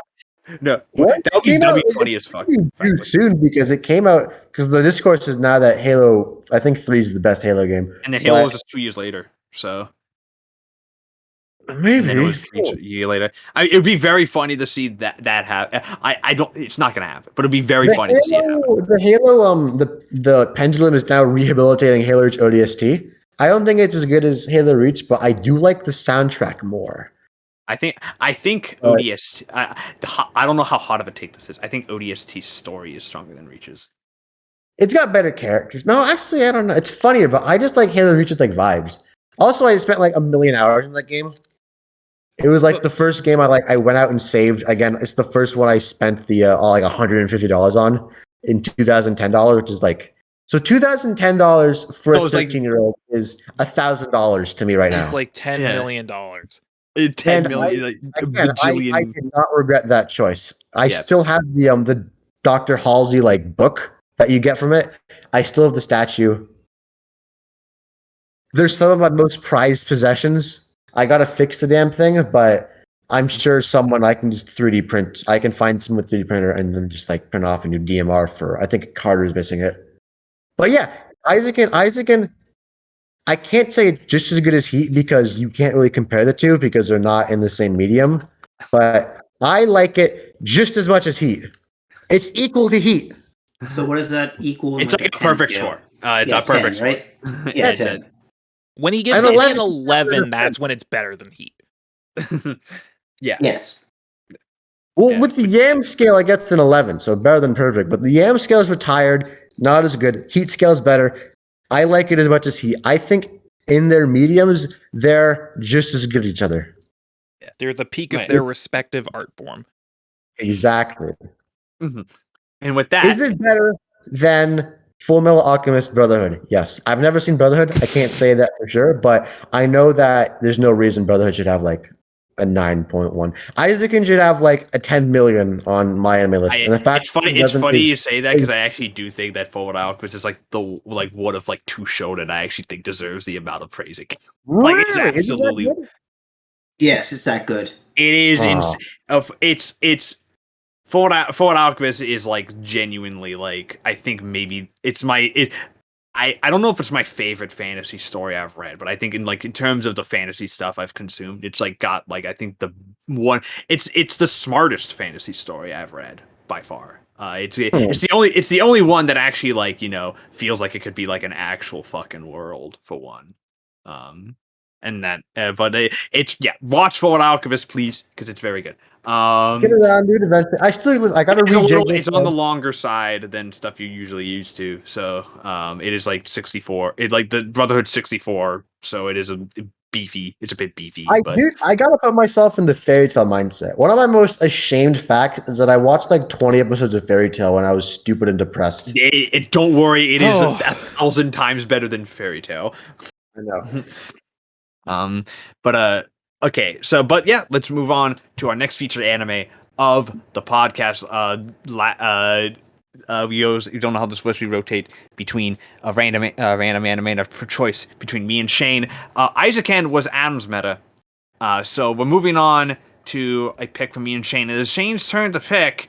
Now, Shane initially had a certain show he wanted to pick, but I do not know if he's going to do it because we've had some issues with trying to see if it exists. I will explain the situation and then I will tell you my pick. Like a weird, what kind of anime is this? Oh, it's like a lost media anime or something like that. I will explain the situation. The missing SpongeBob episode. It is literally the lost episode. Anyway. So, the show I originally wanted to cover for next podcast was My Teen Romantic Comedy Snafu, because I have heard many great things about the show over the years, and it is done. It is completed, so I thought now is as good a time as any to cover it. I was planning on doing the whole show, all 3 seasons, doing it in one go. Unfortunately, lately Sentai has been very fucky with their streaming licenses lately, and season 2 was just MIA. So, there's several options I could do here. One, I could just say fuck it, and we cover the whole show anyway like I had originally planned, but that goes directly against our policy. The main voice actor here is Taichi. Yeah. What a connection. The linking shit. But yeah, the first option is cover the show in its entirety like originally planned, but that goes against our policy. It's not technically not fully legally available. So that's up in the air. Option 2 is to compromise and cover just season 1. And frankly, I don't want to do that because the show is done. It's complete. I would want to cover the entire thing and judge it as a complete product. I have heard it's better. Its better stuff is in like second and third seasons, anyways. Yeah, like it's a slow burn. So I don't want to cut us short. And the third option is just shelve it for now and pick something else. Based on the situation, I'm going with option 3, so I am claiming a new pick. Snafu, Rip Bozo. Rip Bozo, F in chat. We'll get to it when we get to it, but it's unfortunate. So my new pick instead is a show that is like a quarter of its length. It's only 11 episodes. It aired a couple years ago, and this is a show that has been on my radar for quite some time. I wanted to watch it when it aired, but I never got around to it. And the reason I'm picking it now is because in the last couple weeks, a dub was announced. So next time, we are going to be covering the Boys Love music series Given. Oh, shit! Oh, okay. It was only 11 episodes? Yeah, it was 11 episodes in a movie. I have been meaning to watch this for so fucking long, man. Oh, this anime is gay. It's gay as shit, dude. It is as gay as you can get. I have been meaning to watch this for a very, very long time, actually, because I've heard it is. I have heard, frankly, that it is exceptional. Are we okay? Because are we doing the film sequel as well? Are we doing the movie? I would say, because the movie's only 59 minutes, by the way, and it's only an hour, and it is legally available. It's on Crunchyroll, so we can cover it. We'll just count it as like an episode, I guess. I think 2 episodes. It's 13 episodes. I think, since it's my pick, I'm gonna skew the rules. You can watch the movie if you want, but it's not required viewing. It's not required viewing. You can watch it if you want. You can talk about it if you so desire, but don't worry about it if you can't. Yeah. I'm very excited. I'm very excited. I have been very curious to read this, watch this for a very long time. Because I've heard it is exceptional. I've heard it is very good, and it came out the same year as well as Bloom Into You, which was what a wonderful year for the LGBT. For the The game gays. is very winning. Yeah, they winning, were dude. indeed winning that year. They stay winning, dude. They do stay winning. But yes, we're doing Given. But and it's again fitting in the theme too, because Shane really wanted to do romance shows this year. So it keeps in the theme. It's still a romance show, which is nice. 100% the reason I chose this is because it came back on my radar because they just released it dubbed. So that is the whole reason why I decided to pick it. Yeah. But in any case, I'm your host, Matt, aka Legion Rex. You can find me on Twitter at Legion Rex, as well as on YouTube at Legion Rex. I sometimes stream as well, but that is inconsistent, so don't bother. Don't just follow me for that, please, because I only stream like once in a blue moon. With me, I have my co-host Shane, aka the Bearded One. You can find him on Twitter at Bearded Gaming Network, as well as on YouTube at Bearded Gaming Network, where he posts unboxings, let's plays, gameplay videos, podcasts, a bunch of other stuff. He also streams on Twitch. You archives on YouTube? You probably should. Well, Shane. Oh, I posted my stream on YouTube. I don't know about Shane. I used to do that, and then I just got lazy. You should really do that. You should really do that. It would help with cataloging and stuff. I would prefer. I mean, I have all of them on a hard drive. I would preferably like to edit them down into highlights, but then by the time I'm done streaming, I'm like, I don't want to be here anymore. I'm going to lay down. You go to slump and sleep. I want no part of this computer. Get it away from me. Yeah, exactly.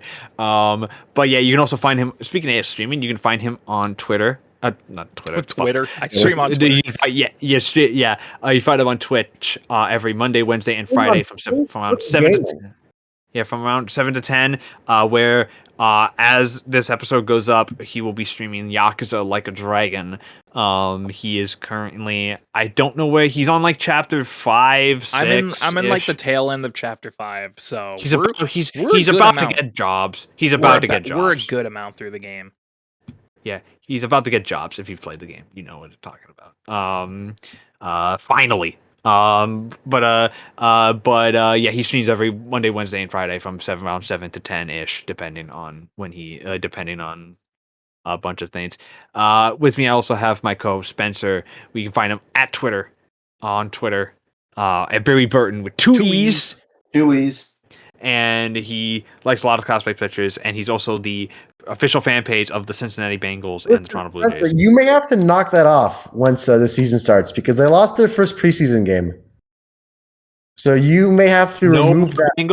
He is losing the Bengals. No more Bengals. No, he can beat the Bengals, but he can't. Like, listen, I'm very superstitious. I'm taking it off right now. Thank you. No. Oh well, I guess not anymore. Rip the Bengals. If you want, you can put a tiger in your a tiger emoji in your username, like I have. I got a dinosaur and a tiger because I'm a Raptors fan and a Bengals fan. That'll work.